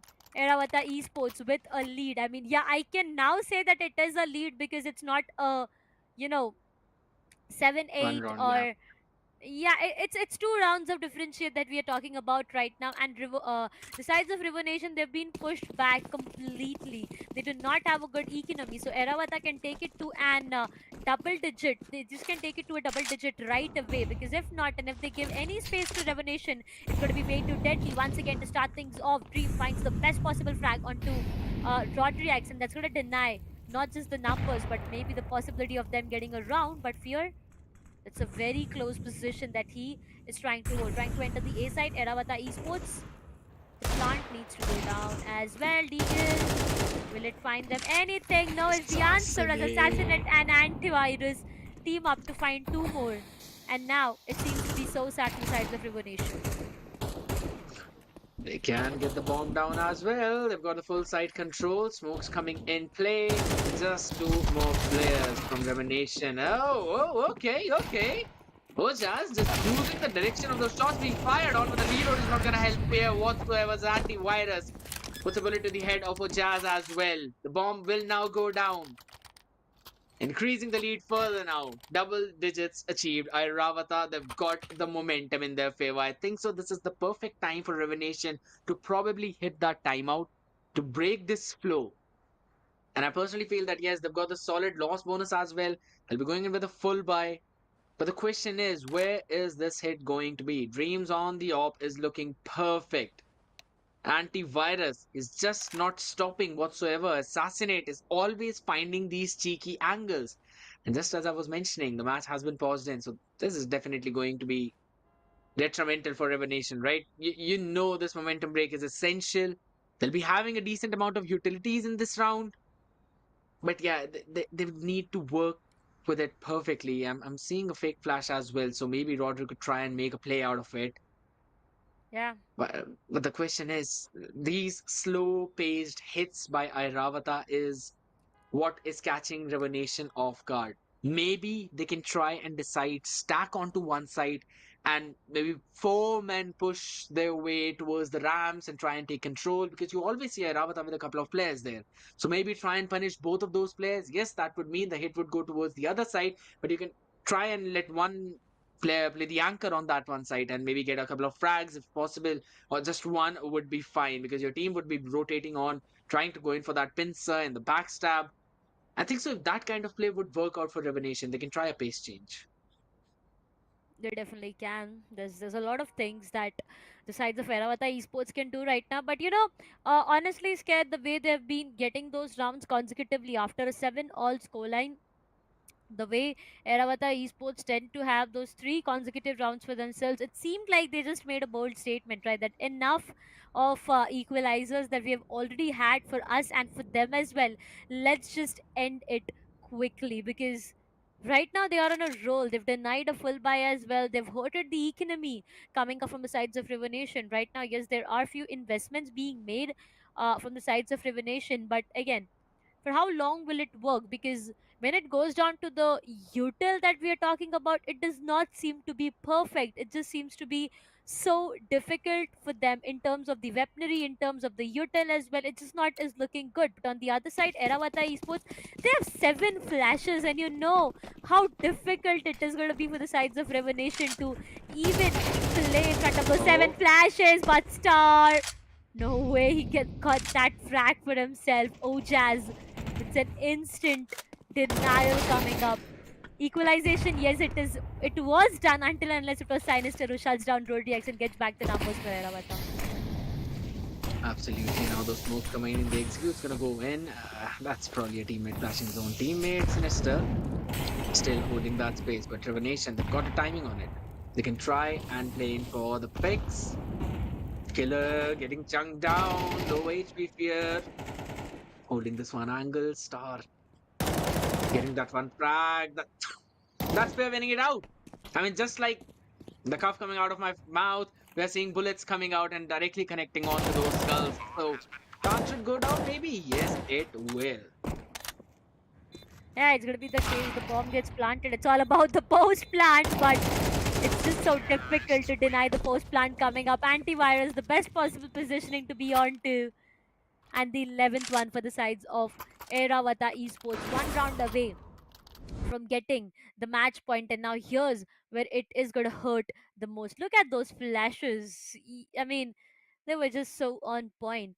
Honestly, economy management seems to be a bit wobbly this time for the sides of Nation because they tried to sneak in everything that they could in that round, and they did not anticipate Eravata winning that, which might just take them to a match point right now. Because looking at what Nation has in their hands, it's going to be so difficult, right? Just capitalizing on those weapons, it's just so difficult. Let's see if they are able to hit so those perfect sheriff shots, though. I True. mean, only if they are able to do that, they might just have their hands on perfect weaponaries out there. But fear to start things off, shuts down antivirus. Star goes down every single time a team does not have a weaponry, seems to be winning those rounds that they are not supposed to, and it all goes down to Eravata having no numbers whatsoever. Just three people now. I mean, unless they can try and get a few more picks, just like this, how Assassinate has been able to get one. Oh, they denied an They can AK. try and go in for the save. But Rodri. What? How did Rodri got finished off? Assassinate is good for three? That is Yeah. impossible. That should not have been allowed. It should not have been allowed. He probably went in and got a 180-degree flick coming in. Assassinate is good for another one. If only not for Sinister stealing his ace away, we probably would have seen an ace coming in from him. And this puts Airavata on 12. This one lurk play changed the entire round. This should have been a revelation round, but they just fell one after another. You know, That is heartbreaking the to watch. sides. Yeah, it definitely is. The sides of Revelation, they did retrieve back an AK from the sides of Eravata Esports. But the very first person to fall down after that 3v5, it was the person with that AK itself. So it just went way too messy for them. Slayer, Okay. a perfect peek to an op, and that's going to be Dream. Shut down slowly and slowly. The hopes to end this match here goes down. Oh my Antivirus and God. Assassinate, they are again piling up those frags for themselves. A 3 versus 3, which is yet doable for the sides of Revelation.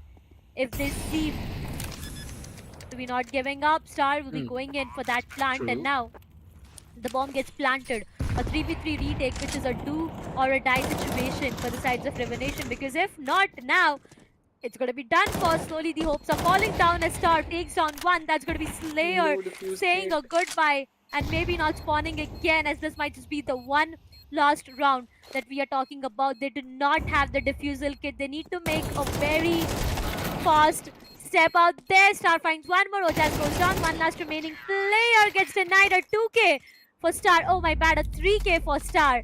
And that's gonna be Eravata Esports with a 13-7 scoreline, ladies and gentlemen, and they finally get the map victory. After a 7-all half, I feel Eravata did say enough is enough. We've had enough of it, and now True. we are gonna end it. And they definitely did. Not even one single round was given to the sides of Re-wonation. A good try coming up from their end, but it all goes down to Eravata and their victory from a 13-7 scoreline. Absolutely. I mean, once you mentioned about that lead, it was 7-7, and then it just kept on increasing for Airavata. It seemed that those slow hits did their trick. It basically Yeah, planted a doubt of confusion in the minds of Revenation, and they were just not able to clear it whatsoever. And all of those fights that they tried to take, they were just not landing in their favor, apart from a few of yeah. them. And I mean, Assassin with that play in that second last round, that was just crazy. I did not expect him to take Rodri down as well. I really thought that Rodri won that trade, and if he would have, that round should have been Revelations. And I still feel that that was the straw which broke the camel's back, right? And it Yeah. was Revelation just falling like dominoes, one after the other. We're gonna have a quick watch at the highlights as well. How such an equal game ended up being a decent enough win for Airavata. I wouldn't call it a dominating one, but yeah, it was still a decent win. Yeah, definitely not a dominating one. I mean, I have nothing to take away from the sides of Revenation for now. They did give a good competition at a point of time. But honestly, after that, it was all Eravata. It all went down to a 6-all scoreline in the first half itself. To start the second half, I was really happy for the fact that we are onto a 7-all equalizer and the anti-eco was denied onto. But after that, I feel Eravata, they had their plans really up when it went down to them on the T side. They were really aggressive with every single approach. They were taking their sweet good time to get the side control, get the bomb planted, and everything seemed to be working really good in their favor. Initially, yes, there was a lot of struggle coming up from both of these ends to capitalize onto those rounds, but at the end of the day, as I keep on saying it again and again, it's all about that one single team who hits the 13 first, and this time in this matchup, it's going to be the sides of Eravata Esports. So sadly, Revenation will be saying us a goodbye and their journey will be ending here itself in the Lenovo and Intel Presents Rise of Legion Hyderabad. I am really hoping to see them over and over again in the upcoming tournaments. I mean, yeah, that's not a league though, but still, I do see, I do hope them, I do hope seeing them in the upcoming tournaments. But for now, that's going to be it for them in this tournament though. A close match, True. honestly, a good one. We started off our day today on the map of Vertigo itself, and the way it all ended. I mean, I would say that it was really a good and a tough competition. Absolutely. 6-6 off, reaching to 7-7. Every single play was just being such a round winning play coming in. All those lurks, mid fights, everything working out perfectly. But those A executes from Airavata, it just seemed unstoppable, right? All those A executes and then combining those B hits as well, which they possibly went in for at least four times, if I'm not wrong, a maximum of four times, that is. Still managing perfect play. And all of these fights, apparently they come down to how well you're able to control your aim. And I personally feel that since Fade Jord was not able to get those shots in, that was Yeah. something where I feel maybe Revenation lacked. If he would have been able to get a few of those frags, that would have changed the course of the round entirely. So not just having a good day probably fair, but no worries. We all know that you've got those skills, so we'll be looking them in the next tournament for sure. Yeah, that's going to be definitely true. I mean, not every day can be a good day for everyone. So, yeah, maybe just one of the bad days that the players did seem to have, but that's completely all right. For now, all the maps for today are done. And there was definitely an amazing day. A tiring one, honestly, because of the players' disconnection. But I feel we've had a lot of discussion on what is going to go down at the LAN, which is happening in Kolkata. So, if you guys are really interested in being there, the tickets are down below in the description. Do not forget to get yourself registered because it's really great to be registered first and then being a priority out there. But for now, that's all for today's, ladies and gentlemen. This is the Lenovo and Intel present presents the Rise of Legion Kolkata, where we do have our gaming monitor partner, view Sonic gaming headset partner Sony InZone, esports partner the Esports Club, and talent partner Maverick. But for now, we are gonna sign off. This me Darshita. Thank you so much for tuning in. Alongside me, it's gonna be Scared, and we'll be seeing you guys tomorrow at the same time. Until then, happy gaming, and I hope you guys rank up. Are you with me now? Said, are you with me now? Ain't felt this good in a while. They want us to simmer down. Can you hear me now? This is why we play. Gaming is something more. I feel it coming It's a now. community made vibrant and real by AI. Technology helps us to be part of something bigger. Games play as if they were real life. Are you with me now? Said, are you with me now? Ain't felt this good in a while. They want us to simmer down. Can you hear me now? Am I going in and out? I stop and just look around to see if you're with me now. This is why we play. A community. Thousands of communities. Tell me, are you with me now? Ready to put it down. Start at the bottom, already forgot it, but they won't forgive me now. You really ain't ready now. You haters just in the crowd. Nothing can hold you back. So, why do you play?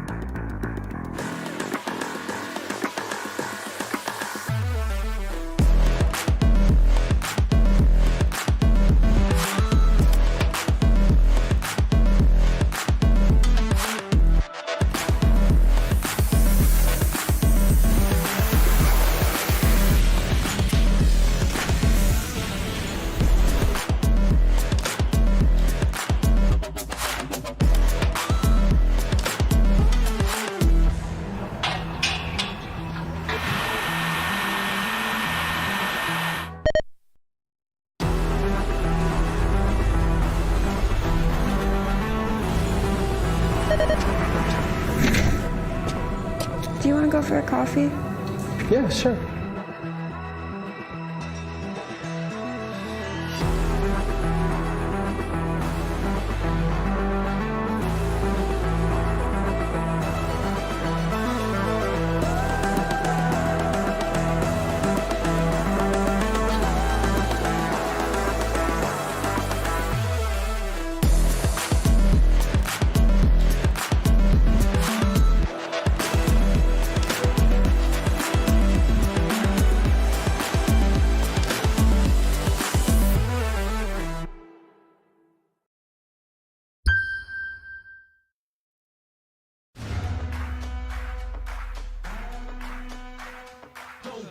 up now, yeah, you gotta climb. But we give it your all until the end of time.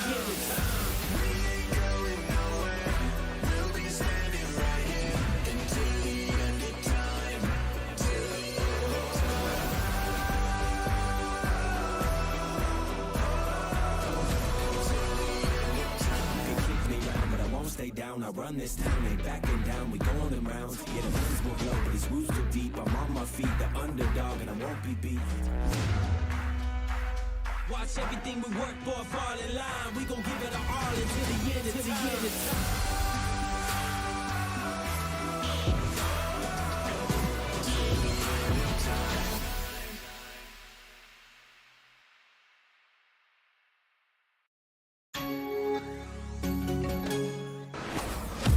Are you?